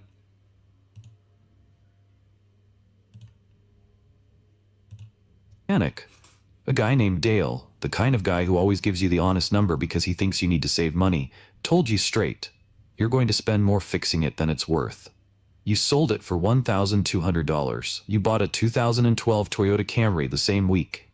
$8,000. Cash. The transaction took 45 minutes, including the paperwork. You drove it to work the next morning. Nobody noticed the difference. That was the point. The investment account is at $48,000. You max your Roth IRA for the first time that year, $7,000. Tax-free growth. Forever, you contribute exactly enough to the 401k to capture the full employer match, not a dollar less. Free money is free money. That's the only way to think about it. Total monthly investment, $680. Automated. Gone before you see it. You don't miss it, you never missed it. 3 months in, your manager calls a team meeting. His name is Carver. New promotion, new title. Audi Q7, black, leased, parks in the spot closest to the door. The meeting is about financial wellness. Carver talks about the importance of having 3 months of emergency savings. He uses a slide. The slide has a piggy bank on it. You sit in the third row. You have 17 months of expenses in a high-yield savings account. You write nothing down. You clap when everyone else claps. After the meeting, a coworker named Britta stops you in the hallway. Friendly. The kind of person who knows everyone's name by week 2. She says the meeting was good. You say, yeah. She says she's been meaning to start an emergency fund. You say that's a good idea. And you go back to your desk. Not because you don't want to help. Because there's no way to say what you actually know without it becoming something else entirely. So you say that's a good idea. And you go back to your desk. 2 years in, salary $68,000 after a raise and a title change. The Camry has 81,000 miles on it. The investment account is at $53,000. And one morning in the break room, you learn something about how the world actually works when you don't perform for it. You're getting water. You're standing just outside the doorway when you hear it, Britta. Talking to someone you don't know well. Casual. The kind of tone people use when they think no one important is listening. I don't get why they hired him for that role. Have you seen his car? It looks like it's about to fall apart. Not exactly a professional look. A pause. The other person laughs a little. I checked his LinkedIn. Background is fine, but I don't know. He just doesn't have the vibe. You stand there. You let the water run. You fill your bottle. You walk back to your desk. Here's what you don't feel. Not angry, not humiliated, not the need to walk back in there and say something. What you feel is colder than that. What is it that you feel? And more useful. Clarity. Britta just showed you her entire evaluation system in 30 seconds. Built on the wrong inputs. She's reading signals that have nothing to do with output, nothing to do with thinking, nothing to do with the actual work. She's reading the car. You don't confront her. You don't change anything about how you show up. You just go to work. 6 months later, Britta gets assigned to your project. Tight deadline, the kind where there's nowhere to hide. You deliver, clean, on time, every single week. In the debrief, Britta tells your manager he was the strongest person on the team. She doesn't know you heard her in the break room. She will never know. You never bring it up. Not once. There are 2 ways to get evaluated in any workplace. The first way is fast. It happens in the parking lot before you walk in the door. It takes 4 seconds, and it's almost always wrong. The second way is slow. It happens over months. It's based on output, on what you do when the pressure is real and the deadline is real and the room is watching. The second way is the only one that actually sticks. Stealth wealth forces you to win the second way. Every single time. When you remove the signal, you force the room to look at the work. Most people are terrified of that. You are not. The account crosses $60,000 on a Sunday evening. You check it once. You close the app. The Camry starts on the first try Monday morning. But something is different now. At 31, the number gets large enough that the world starts treating you differently. Not because you changed anything about how you look, but because something inside the system quietly noticed you were there all along. You buy a condo. Not because anyone pressured you, because the math finally made sense and you ran it 3 ways and all 3 ways said the same thing. Shout out, yo. 2 bedrooms, $162,000. A suburb outside Memphis. The mortgage payment is lower than your old rent. You put 20% down, $32,400. Cash from the savings account. You don't touch the investment accounts. The day you sign the paperwork, the loan officer looks at your file and says, "You have an excellent profile." You say thank you. What she's seeing is a credit score of 809, 0 consumer debt, and a savings pattern so consistent it looks algorithmic. What she's not seeing is a 2012 Camry in the parking lot outside. Your neighbor is named Ren. Friendly. Tesla Model Y, white, parked in her spot every evening. One afternoon she sees you loading groceries from the Camry. She asks if you're thinking about getting a new car. You smile, you say not right now. She nods like that's a reasonable answer. It is a reasonable answer. That same year, you need a loan for a small renovation. You walk into the bank, same Camry in the parking lot, same jeans, same nothing to see here appearance. The loan officer pulls up your file. She goes quiet for a moment. Then she turns the screen slightly toward you. I just want to make sure you're aware. At your asset level, you qualify for our preferred rate. That's 3.4% instead of the standard 6.1. You didn't ask for that. She offered it because the file told a story your appearance never could. You sign the paperwork. You drive home in the Camry. The bank didn't see the car. The bank saw the pattern. And the pattern had been running quietly for 9 years without anyone watching. Oh, 9 years. The investment accounts cross $150,000. Roth IRA, 401k, taxable brokerage, 3 separate buckets growing in 3 separate directions. You track net worth once a month on a Sunday evening. one spreadsheet, 10 minutes. You update the numbers, look at the trajectory, close the laptop. No celebrating, no telling anyone. Just the number, the trajectory, and the quiet understanding that the machine is working. There's a company-wide meeting that fall. Carver stands at the front of the room again. This time the slide doesn't have a piggy bank. This time it says, workforce restructuring, 15% reduction, effective in 30 days. The room goes very still.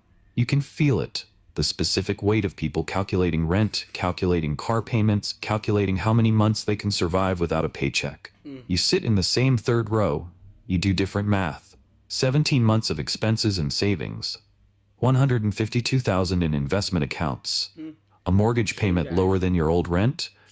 You could leave right now if you had to. You don't have to. But knowing that specific quiet knowing, changes everything about how you sit in that room. You're not afraid, and nobody can see that, which means nobody can use it against you.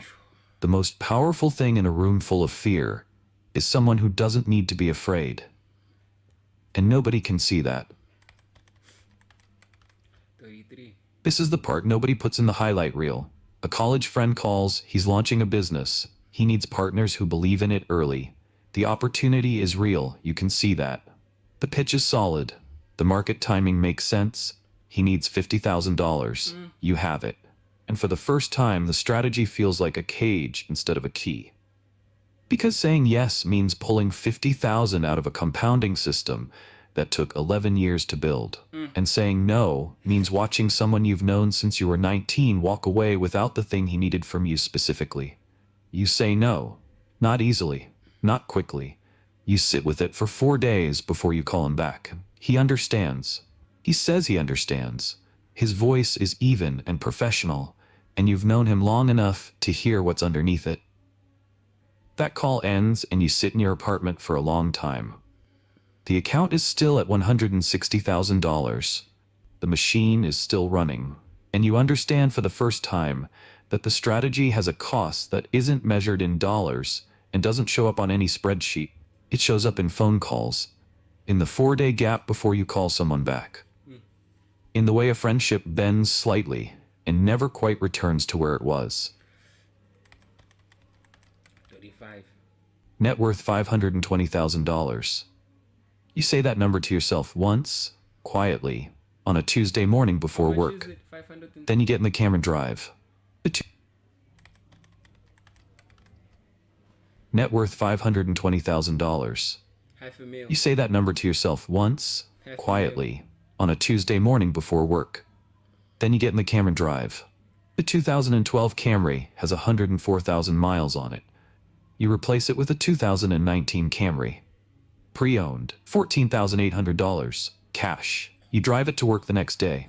A coworker in the parking lot says, "Oh, nice, you upgraded." You say thanks. He goes inside. You go inside. Nobody knows you paid cash. Nobody knows the account sitting behind that transaction has $500,000 in it. Nobody should know that. Nobody knows, and this took years to actually feel true, that the not knowing is the whole point. That year a door opens that you didn't know existed. A contact in the real estate industry mentions a co-investment opportunity. Private deal. Small apartment complex outside Nashville. Minimum $25,000. Accredited investor only. You look up the definition. $1 million in net worth excluding primary residence, or $200,000 in annual income. You don't qualify on income. You pull up your net worth. Better quality. Worth spreadsheet. You qualify on assets. You have qualified for 2 years. Nobody told you this door existed. The system doesn't send you a notification when you cross the threshold. You have to find the door yourself. Here's what that moment actually means. Most personal finance content talks about index funds, 401k matching, emergency funds. That's the right foundation. That's where you start. But above the accredited investor threshold, the instruments change completely. Private equity, private credit, real estate syndications, deals that never appear on any public exchange. These aren't secrets. They're not hidden on purpose. They just require capital to access. And most people spend the capital before they accumulate enough of it to matter. You didn't spend it. You drove the Camry. And now the door is open. You wire $25,000 into the co-investment. You don't tell anyone. You go home, you make dinner, you watch something on TV. The machine is working in more directions now than it ever has. And you are sitting in a 2-bedroom condo in Memphis driving a paid-off Camry, and nobody in your life has any idea. Except Jade. Jade knows. And at 38, she's going to say something that makes the whole strategy finally feel like it was worth it. Net worth $1,120,000. You say that number to no one. The Camry has 131,000 miles, still running, still starting on the first try. One Saturday morning, Jade is in the kitchen making coffee. You grab your keys off the counter. She looks up, looks at the keys, looks at you. Then she smiles, not a big smile, just a quiet one, and says, "Still driving that thing?" You say, "Still." She turns back to the coffee. That's it. That's the whole conversation. But you stand there for a second longer than necessary because 11 years ago she sat in the passenger seat of a 10-year-old Corolla and asked if you'd thought about getting a new car. And somewhere between that dinner table and this kitchen, she stopped asking. She stayed anyway. That's not a small thing. That is the whole thing. You sit in a performance review that fall. New manager. Carver left 2 years ago, a quiet layoff, no announcement, and she talks about your trajectory. A promotion, a compensation package worth reviewing together. You listen, you answer every question, and in the back of your mind you are calculating something entirely different. How long you could walk away from this salary and be fine? The answer is, right now. You don't walk away. Not because you're afraid, because you choose to stay. That distinction between having to stay and choosing to stay is the whole story. Every version of you before 32 was staying because you had to. Every version after is staying because you want to. The job didn't change. The number did. And the number changed because of a paid-off Toyota and a $100 automatic transfer and a dealership email you closed on a Tuesday evening 13 years ago. That year a wealth manager calls.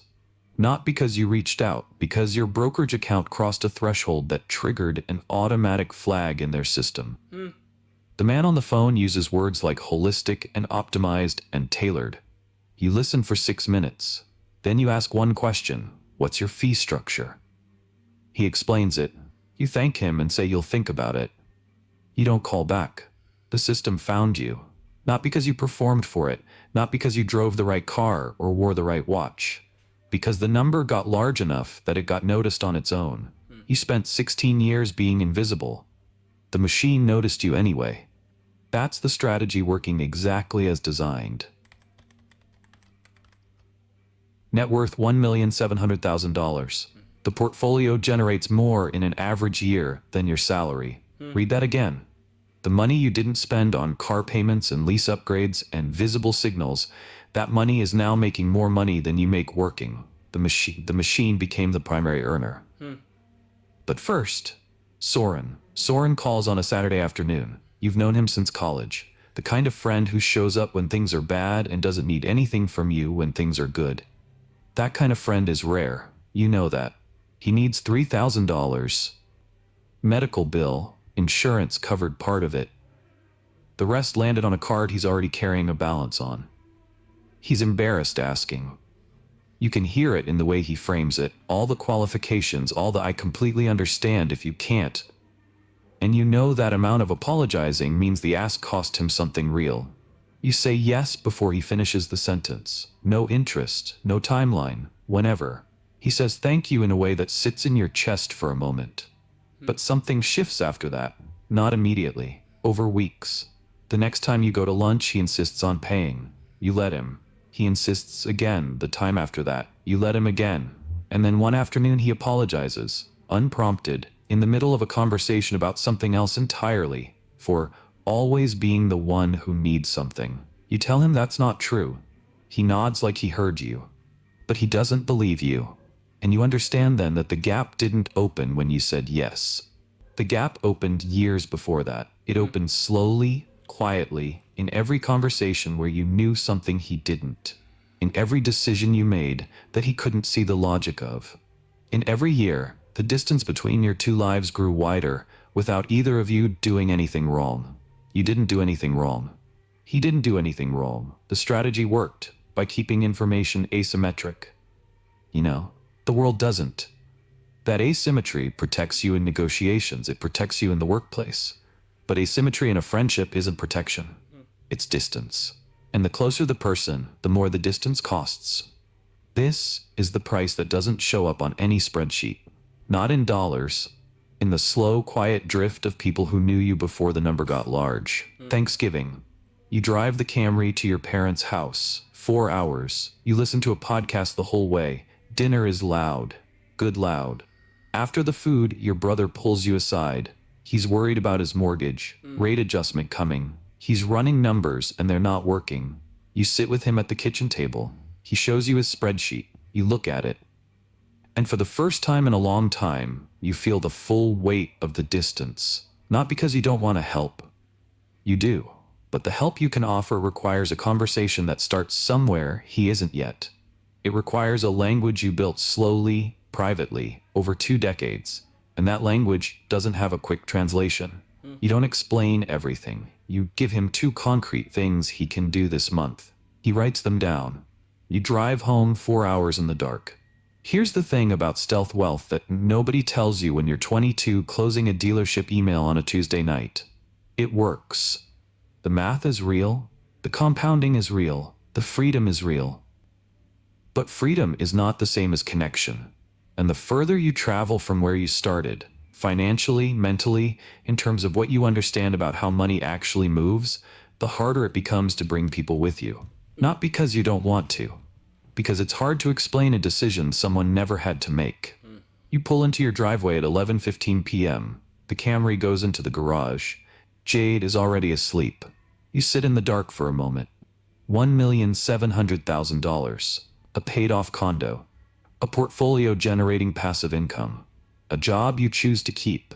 A woman in the kitchen who said still and meant it. And a brother 4 hours away who is worried about his mortgage.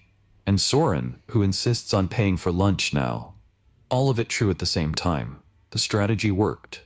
You just didn't know it would feel like this. There is no ending to this story. Not a clean one. The machine keeps running.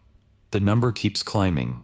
The Camry keeps starting on the first try every morning. And somewhere across town, in a parking lot you'll never see, someone is signing their first lease agreement. The paper is fresh. The ink is barely dry. They take a photo of the car before they drive it off the lot. They post it.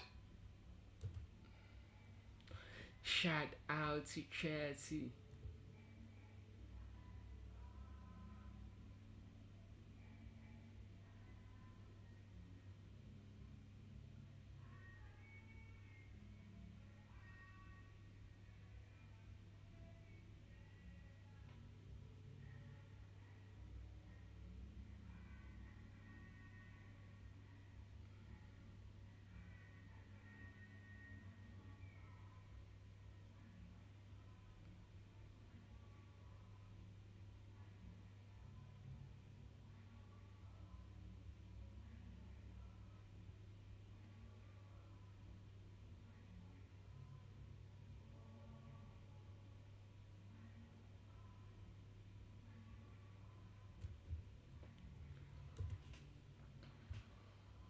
Naum Tembu, space for Barnes on the right-hand flank, chops back inside, brilliant.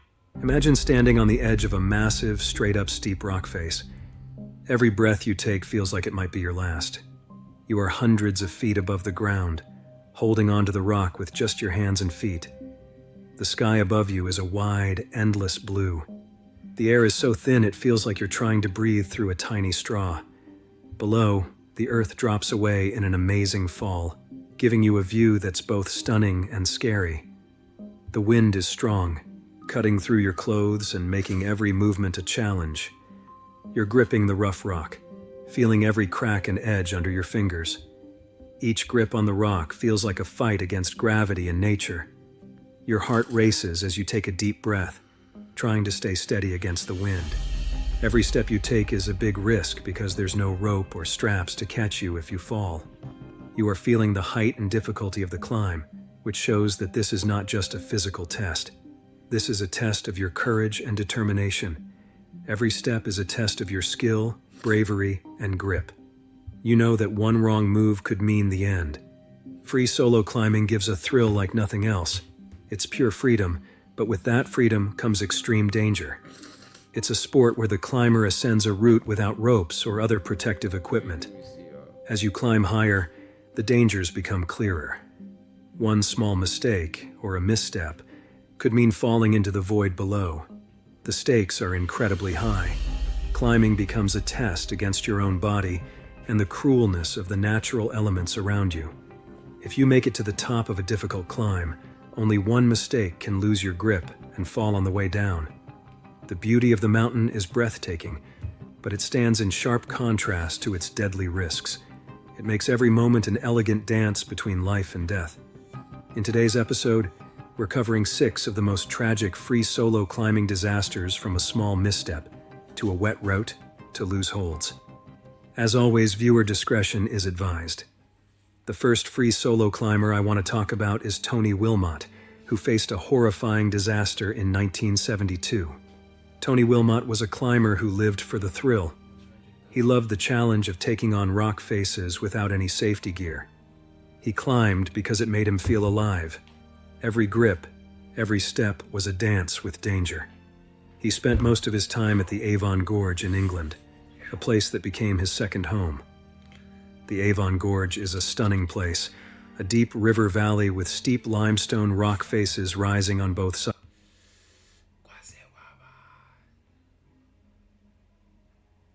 Who's coffee? I don't know coffee.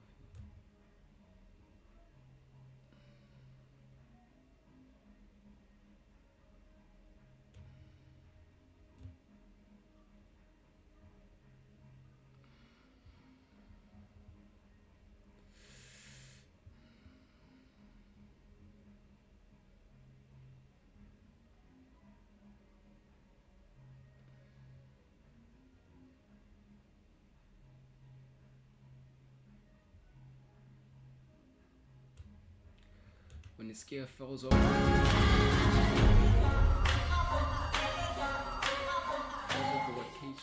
I am Fredrik Eriksson, a ski mountaineer from Sweden, living in Chamonix, France. We're at the Alpine Club of Pakistan, and they're going to ask us a few questions to make sure that we are qualified to go up and achieve our objective. To succeed in achieving your goal, that is to climb K2. I agree with you.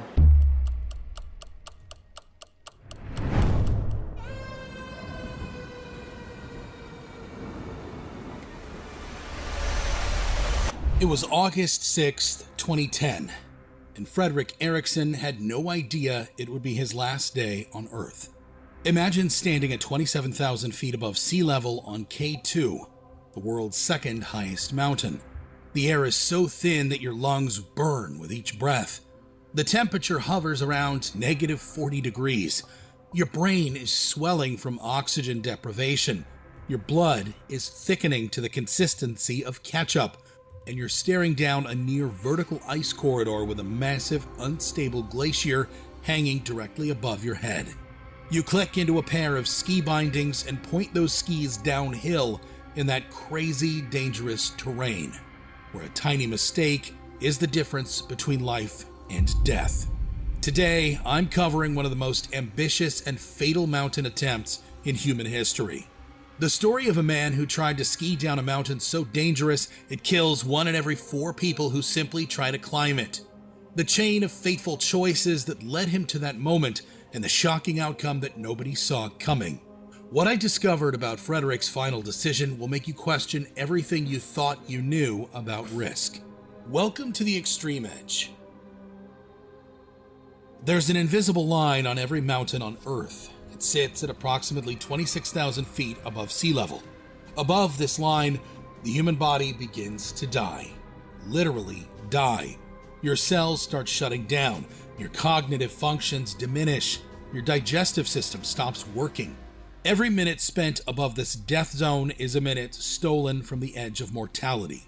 Most people, even experienced mountaineers, spend as little time as possible in the death zone. They climb through it quickly, reach their summit, and descend the way they came. by climbing carefully down. But Fredrik Eriksson wasn't like most people. Fredrik Eriksson was born on March 14th, 1975 in Sundsvall, Sweden, and grew up in the northern city of Umeå, a landscape of forests and modest hills rather than true mountains. Like many Swedish children, he learned to ski at an early age, but unlike his peers, Fredrik developed an almost supernatural relationship with gravity and snow. By his 20s, he had abandoned groomed slopes for virgin powder on the highest peaks he could find. When most skiers were content tackling slopes in the Alps or Rockies, Fredrik set his sights exponentially higher. He dreamed of skiing where no human had ever skied before, from the summits of the world's 14 26,000-foot peaks, all of which pierce deep into the death zone. By 2010, he had already put skis on 4 Himalayan giants: Shishapangma in 2004, Gasherbrum 2 in 2005, a near success on Lila Peak earlier in 2005, where he turned back just 500 feet below the summit, and a partial descent of Dhaulagiri in 2007. Each run fed his ultimate ambition: to be the first person to ski from the summit of K2. But there's a saying among mountaineers: Everest is a walk, K2 is a climb. Not to downplay the dangers of Everest from the comfort of my home. K2 stands 28,251 feet tall, making it second only to Everest in height. But height isn't what makes K2 deadly. It's the mountain's perfect storm of dangers. Unlike most mountains that get progressively steeper toward the top, K2 is relentlessly steep from bottom to top. At 45 degrees, its slopes are sharper than most expert ski runs at resorts. While on a ski slope, these would be marked as extreme terrain. On K2, the slopes are covered with ice, rocks, and crevasses, with drops of thousands of feet awaiting any misstep. And then there are the unpredictable weather patterns that can trap climbers for days. To make things worse, its remote location in the Karakoram range between Pakistan and China makes rescue virtually impossible. Tiny detour on this chaos train: if you want more raw, uncut stories we can't show here, come join the Extreme community on Patreon. We'll see you on the real Extreme Edge. The history of summiting K2 is written in tragedy. The first American expedition in 1938 ended in retreat after multiple close calls. The first successful summit didn't come until 1954, and even then, only 2 of the 11 Italian expedition members reached the top. In 1986, in what became known as the Black Summer, 13 climbers died in a single season, and yet, through all these decades of triumph and tragedy, no one had successfully skied from the summit of K2. Many had dismissed the idea as suicidal, but Fredrik Eriksson wasn't like most people. To understand why Fredrik chose to do this, place yourself in his mind for a moment. You've already accomplished what few humans ever will. You've stood atop mountains where the air is so thin that most people would lose consciousness within hours. You've pointed your ski tips down slopes where any fall means certain death. And you've survived without a scratch. With each success, your confidence grows. The impossible starts to seem possible. The line between audacious and reckless begins to blur. This is the mental state that experts in extreme sports psychology call the expert trap. When past successes create a dangerous sense of invulnerability. It's not arrogance exactly, but a recalibration of what feels dangerous. Risks that would terrify most people begin to feel manageable. In 2009, Fredrik made his first attempt at K2 with Italian mountaineer Michel Fate. Picture these two arriving at base camp, pumped up, excited, living their dream. They're even writing about their adventure for Powder magazine, sharing their journey with the world. Fredrik was so confident, he actually wrote something that'll send chills down your spine when you hear what happened next. He said, "The drive through the waterfall to get here was probably more scary than anything we'll face on K2. Scarier than anything they would face on K2. Those words would come back to haunt him in the worst possible way. At first, everything was going great. They made their way up to their first camp at nearly 20,000 feet, navigating the massive maze of ice towers and hidden cracks that could swallow a person whole. A week later, they pushed up to their second camp, Climbing slopes so steep they had to fix ropes just to move safely. Even the weather was playing nice. K2 is infamous for its deadly storms, but the mountain was calm, almost as if it was luring them in. Then came the day that would change everything. When you climb mountains this high, you can't just go straight to the top. Your body would shut down from the lack of oxygen. You have to acclimatize, climb high, sleep low, teaching your body to survive with less oxygen. So the two climbers were doing exactly that, and they decided to test the snow conditions by skiing down from Camp 2 back to base camp. And picture it if you can. Michel Fate, an elite climber with multiple 26,000-foot peaks under his belt, was skiing down a slope that was tilted at 50 degrees. That was steeper than almost anything you'd find at a ski resort. The surface beneath his skis was a mix of snow and ice. Then, in an instant, everything went wrong. Fate caught an edge of his ski. That is, the metal side of his ski blade snagged on the ice instead of gliding over it. On a normal ski slope, this would have just meant a tumble, maybe a bruised ego, and a sore body. He would have slid a bit, self-arrested, dusted himself off, and continued down. But on K2 slopes, it was a death sentence. Frederick could only watch in horror as his friend tumbled down the mountain face. Imagine seeing someone you cared about bouncing off rocks, picking up speed, completely helpless. Fate fell 3,000 feet. That was like falling from a 300-story building. His body finally came to rest on a small snow plateau far below. Frederick immediately started making his way down to his friend. It took him 20 minutes of insanely dangerous solo descent to reach Fate's body. When he got there, the reality was unbearable. Fate's skull had been crushed from hitting a rock. His friend and climbing partner was gone, just like that. But here's where this story takes a turn that'll really make you question the human mind. Yeah? Despite the risks, Frederick stayed on that same deadly slope for hours. He used his ice axe to dig a makeshift grave, covering Fate's body with snow and rocks. The whole time he was doing this, he was exposed to the exact same dangers that had just claimed his friend's life. Now, for most people, if you watched your friend die attempting something you were both there for, you'd probably pack up. Most would take this as the universe screaming at them to go home, to abandon the dream, to choose life over ambition. Everyone at base camp assumed Frederick would leave. Who wouldn't? But there's something different about people like Frederick. Their brains literally work differently from ours. Scientists have done MRI scans on extreme athletes, and they found something fascinating. These people have reduced activity in the amygdala, which is the fear center of your brain. At the same time, they have increased activity in the parts that process rewards. When you and I see danger, they see a challenge. When you and I feel fear, they feel laser focused. After 2 days alone in his tent, mourning his friend, Frederick emerged and announced something that shocked everyone at base camp. He wasn't giving up. He was coming back next year to try again. This wasn't disrespectful to his friend's memory. In Frederick's mind, it was almost a tribute. The dream they shared wouldn't die on that mountain, even if Michel had. As the summer of 2010 rolled around, Frederick was back at K2's base camp. This time around, Frederick had a new partner, Austrian mountaineer Gerlinde Kaltenbrunner. And Gerlinde wasn't just any climber. She was one of the strongest female high-altitude climbers in history, pursuing her own incredible dream, becoming the first woman to climb all 14 26,000-foot peaks without using supplemental oxygen. By 2010, she'd already knocked off 12 of these monsters. She only needed K2 and Broad Peak to complete her historic quest. Gerlinde was exactly who Frederick needed by his side. Technically skilled, mentally tough as nails, and completely committed to climbing without bottled oxygen.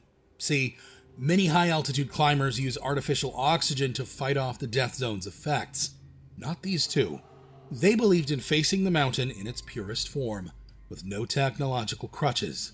This purist approach cranked up the risk factor significantly, but it aligned perfectly with their shared mountaineering philosophy. If you're going to dance with the devil, you might as well look him in the eye. The 2010 climbing season had been nothing short of miserable.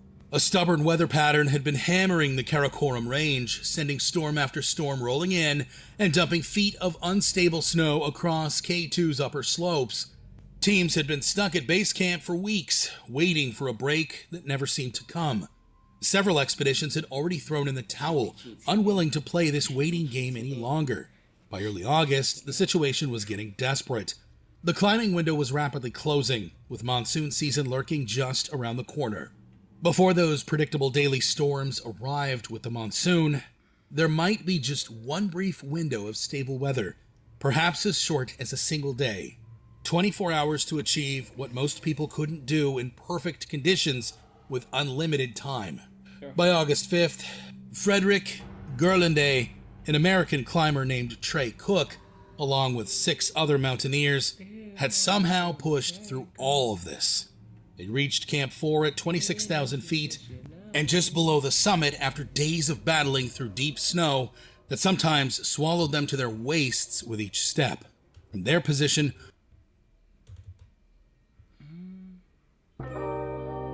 The hearts will express by yeah, that's what I'm missing. Shit like GTA.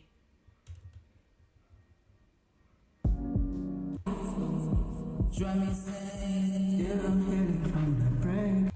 The whole my ego on the show. I numb the pain through the windows.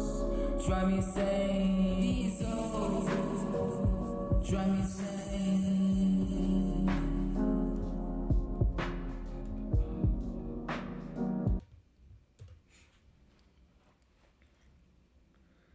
Drive me insane. Drive me insane. I had to figure a way, figure a safer place. Nobody else. She nothing herself. She nothing herself.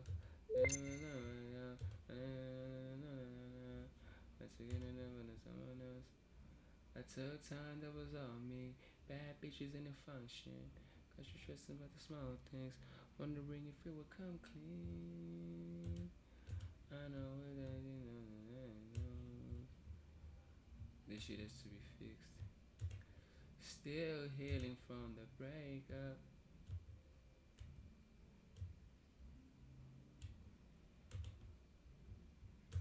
Still healing from the breakup.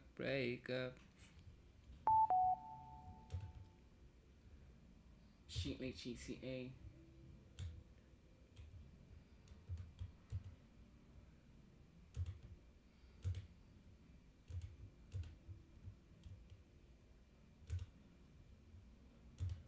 Which one do I need again? I think I've said too much.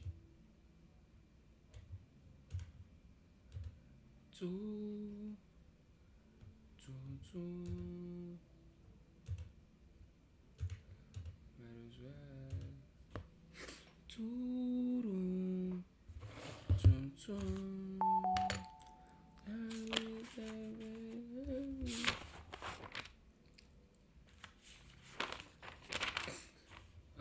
What else? Is that the last one there?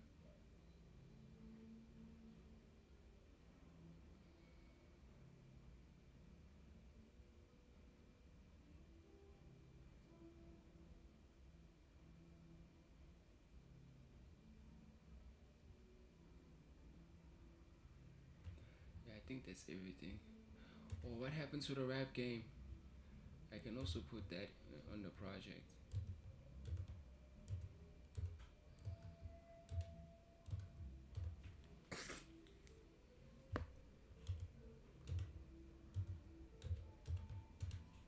Only about 2,200 vertical feet remained to the summit, but those would be the most dangerous 2,200 feet of their lives. The weather forecast was ambiguous at best. Some suggested conditions might improve overnight. Those storm clouds were gathering. 6 other climbers at Camp 4 decided to wait another day, even if this meant they would never summit K2. And Frederick, Gerlinde, and Trey found themselves staring down one of those life-defining decisions. Wait for potentially better weather, or seize what might be their only opportunity. Now, I want you to put yourself in that tent at 26,000 feet for a minute. Your body is literally dying in the thin air. Each breath feels insufficient, like you're trying to suck oxygen through a coffee straw. You've invested years of training for this moment, tens of thousands of dollars, countless hours of suffering, and now you're here, so close to your goal, you can almost taste it. The forecast gives you just a sliver of hope. Conditions might improve. 6 other climbers with... What's up, chat? Be sure I get them subs up if you're new to the channel. It's your boy FIEND. Dona Sekasi 1496. We are locked in. Oh, Ben September's a channel. Doesn't really have too much in it though.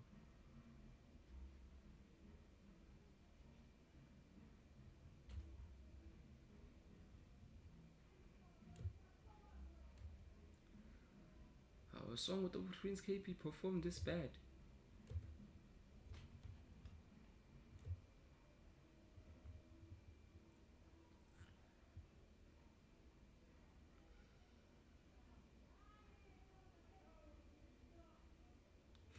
What's good, chatty? What's good, chat? What's good, chat? What's good, chat?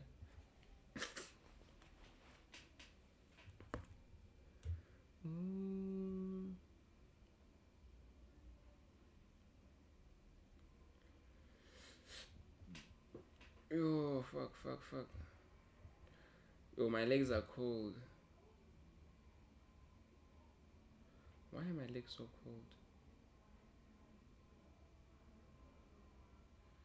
Shout out, bro.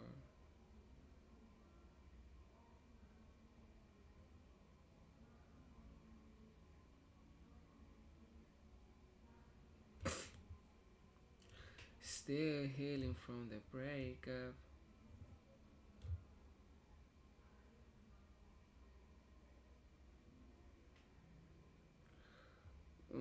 The horrifying outdoor deaths ever. I'm not gonna play that video. Nope.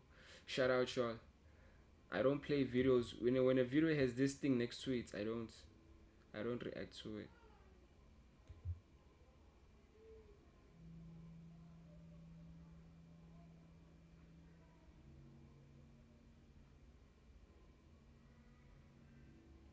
FBI is coming. That boy has a big mouth. He can't just shut the fuck up. Like, sometimes you just need to shut up, bro.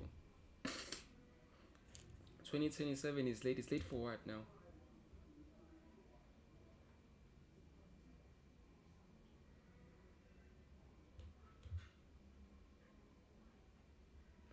Listen, bro. If it happens that we bomb or something, then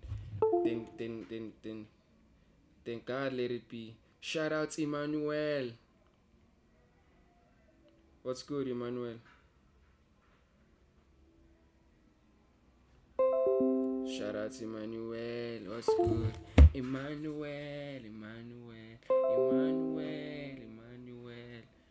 What's good, Emmanuel?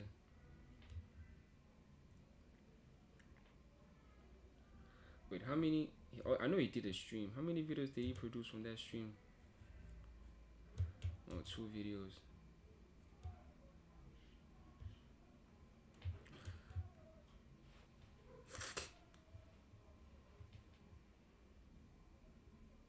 Oh, that's like 2 hours worth of content. Wait, did he do like the live stream? I think he did the live stream, yeah. It was like 3 hours long. 3 hours long live stream. Then you got 3 videos out of it. On top of that, 2 videos out of it. Udla imali boy. Boy udla imali boy nje yikeng.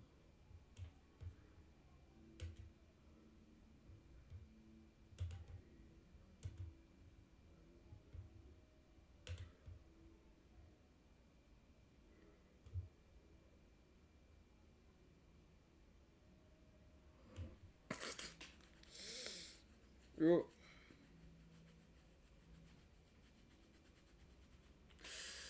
Sure, Jesus.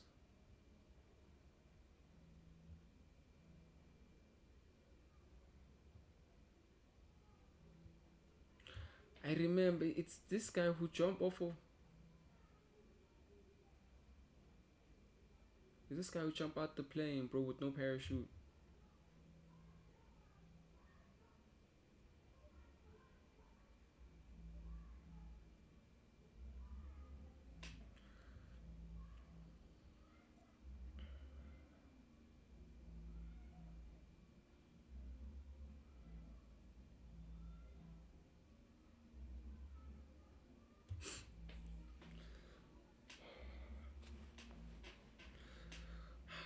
how do we create a world?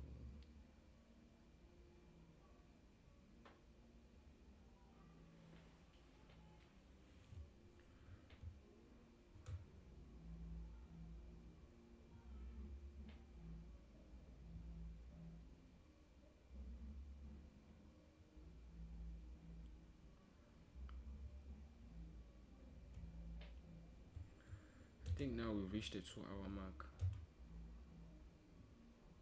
Yeah, we did reach the 2-hour mark.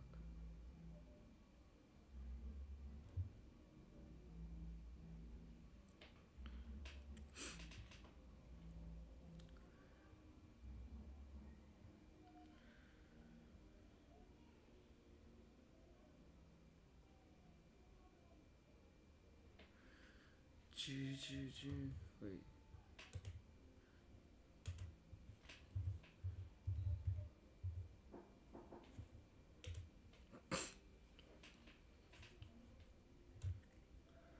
Still healing from the breakup. And there's it on me. I wanna see my gold's currents. I wanna see his catalog. 3 weeks ago.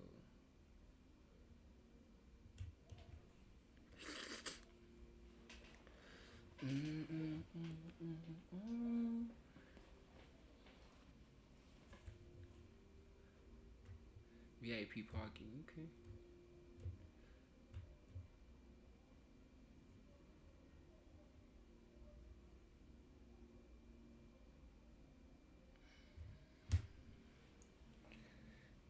Okay.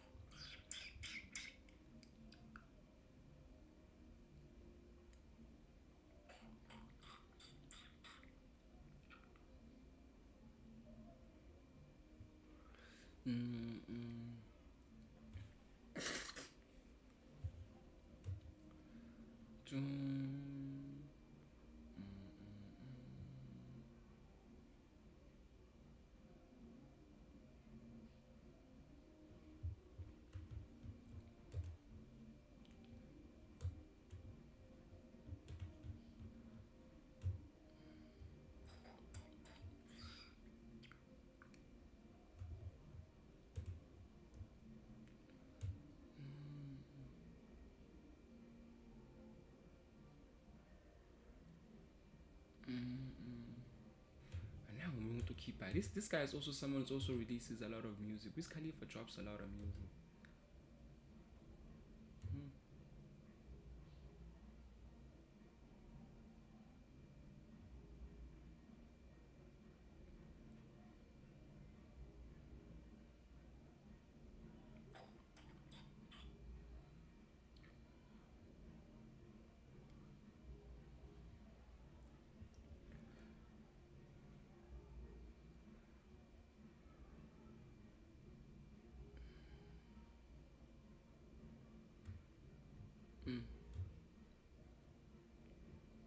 So for 2 months, he's just been like doing his own thing.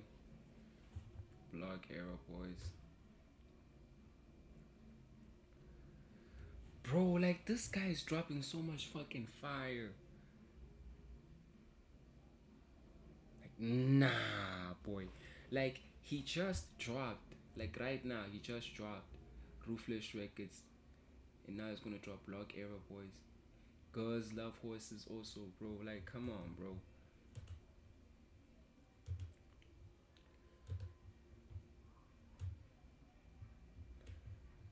I don't think anyone's touching my nigga Wiz Khalifa anytime soon.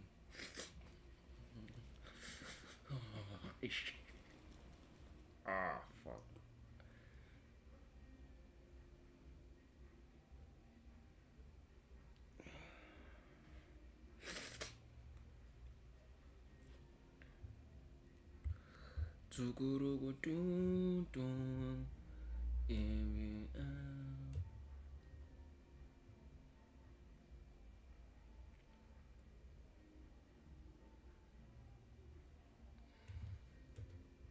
I look at my story similar to Currency. Now Currency stands in a space to where people forget that he was signed to Lil Wayne. I just saw a video about that, and I was like, And- dude, no one remembers that. Bro, I'm like, there will be a time, and I'll be very, you know what I mean, excited when that time comes. Yeah, and he's a talk about like someone who took the independent route and built their own. And everybody thought he was crazy, and Lil Wayne was the hottest rapper on the planet. Everybody thought he was out of his mind for wanting to, you know what I mean? And then you look up and it's like Currency's Currency. I've never met him before, but I look at him as a lot of inspiration, like his journey and how he's, you know, revamped his entire brand in his career. I look at my story similar to Currency. Now Currency stands in a space. Currency is a big dog, bro. Too many albums next to that boy name.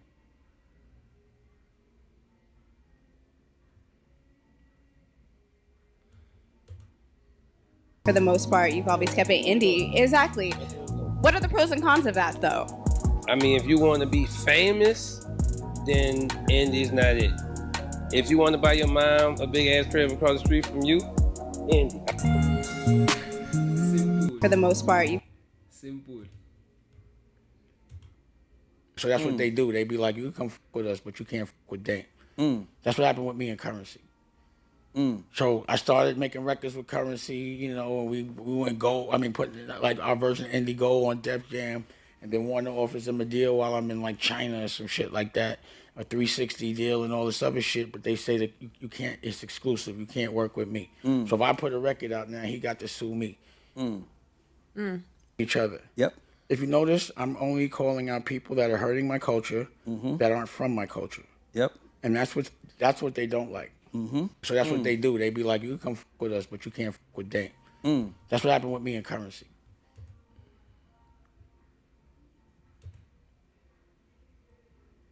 I feel like I kind of caught him by mistake. Like, I might have listened to one or two songs. I didn't even know who he was until a certain period of time. But I might have caught one song on the off chance with Freddie Gibbs. It was probably a Freddie Gibbs feature. And then maybe I might have given one project a chance. And he's got 5 more projects. Yo, what's this? What's that? What's that? Oh, you dropped another project. Oh, there's 10 projects from last year. Then the next thing I know, all I'm bumping is Currency. Then Larry June came, done the same meth. Jay Worthy, same meth. Were you a fan of Dom Kennedy? I was a big fan of Dom Kennedy. Yeah. I feel like I kind of caught him by mistake. Like, I feel like I kind of caught him by mistake, man. I feel like I kind of caught him.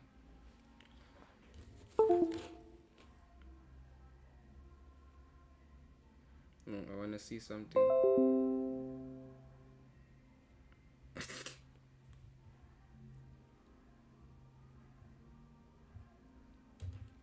Because they're worrying about a monetary gain, so they're just playing the game. They like doing algorithm shit. What works? This beat tempo works from this producer. This auto tune on my voice does this. All right, I got to do that. They do that. They get caught up into that because they worrying about the money. Well, you got motherfuckers like us who really just telling the truth about whatever we did and whatever we're doing. You know what I'm What's saying? going on. And the shit works. It resonates with people because they like, oh, this not that shit. So then you end up with people who just want to support your movement and make sure you straight because they're worrying about a monetary gain. So they're just playing the game. They like doing algorithm shit. What works? This beat tempo works from this producer. This auto tune on my voice.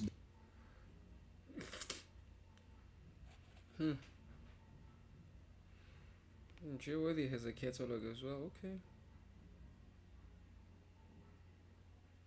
Once Upon a Time 2, The Tonight Show Part 2, Time After Time, Magic Hour.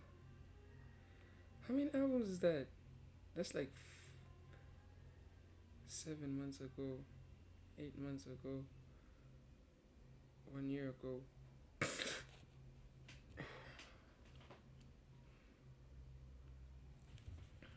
Hold up, y'all.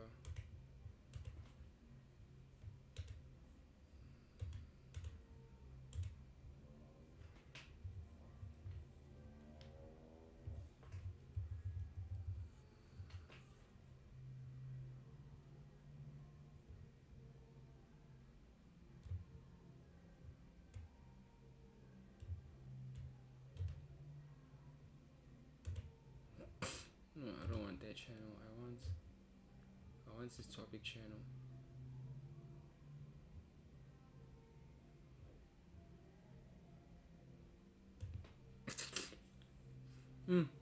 This guy been dropping more.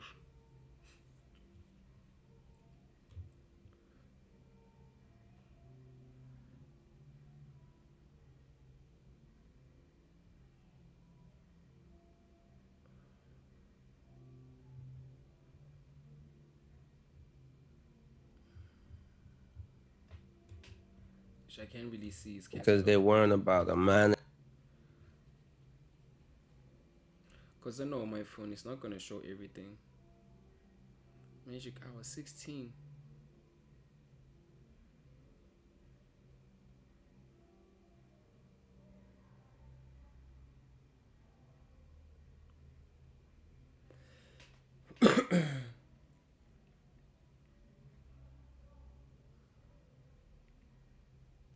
You take the credit, we'll take the check.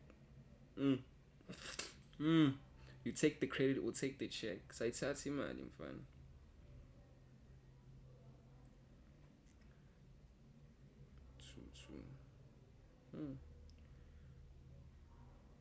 Oh, the other one is Dom Kennedy. Dom Kennedy, right? Dom Kennedy.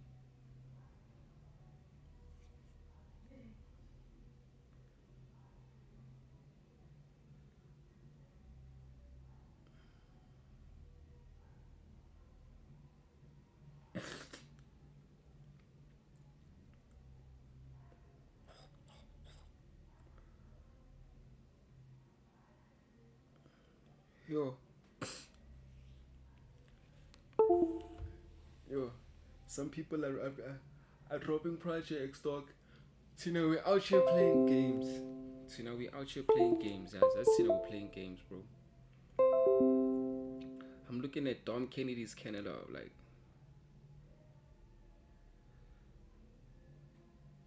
Like 1, 2, 3, 4, 5, 6, 7, 8, 9.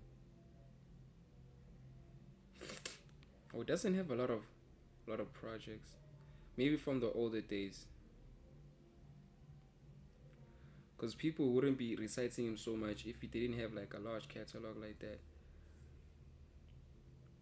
Rock Marciano, that's the big dog right there.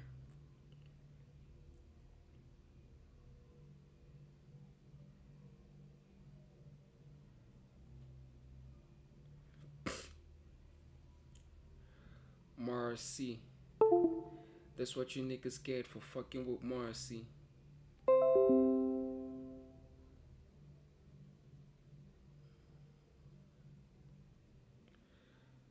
Ow, this guy dropped a new album again.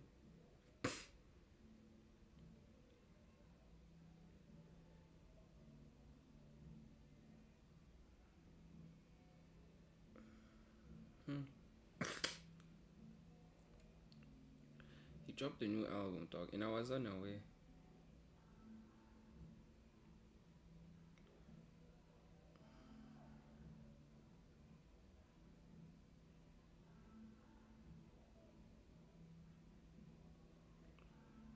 The coldest profession.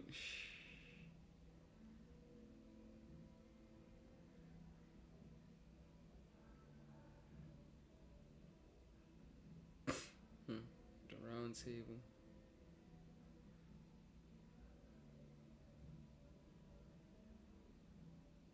I see my bro did a lot of collaborative tapes. I see.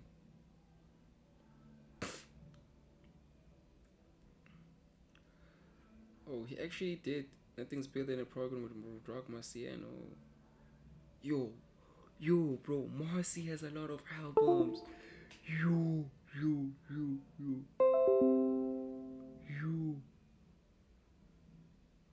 1, 2, 3, 4, 5, 6, 7, 8, 9, 10, 11, 12, 13, 14, 15, 16, 17, 18, 19, 20, 21, 22, 24 projects.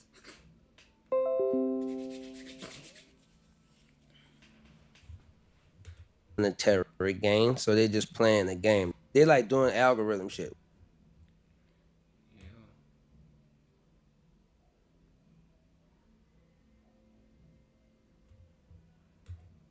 Why you diss all them niggas?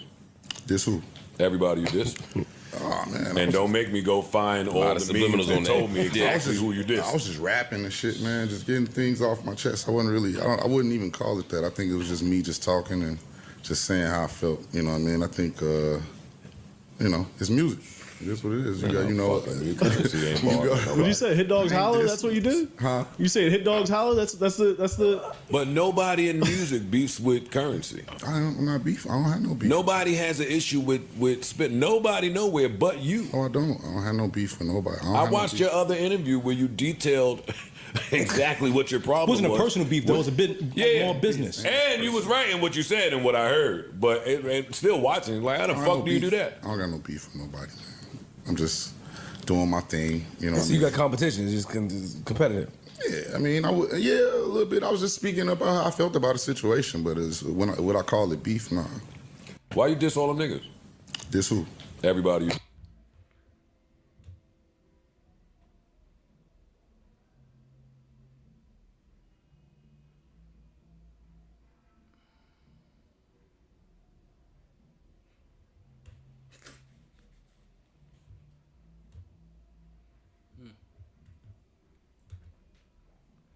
Nah, Reason does not have, not even close. I didn't know Rock Marciano dropped a new album, bro. Like, I was completely unaware. Nah, shout out Buffet. So nah, let's close off the stream, cause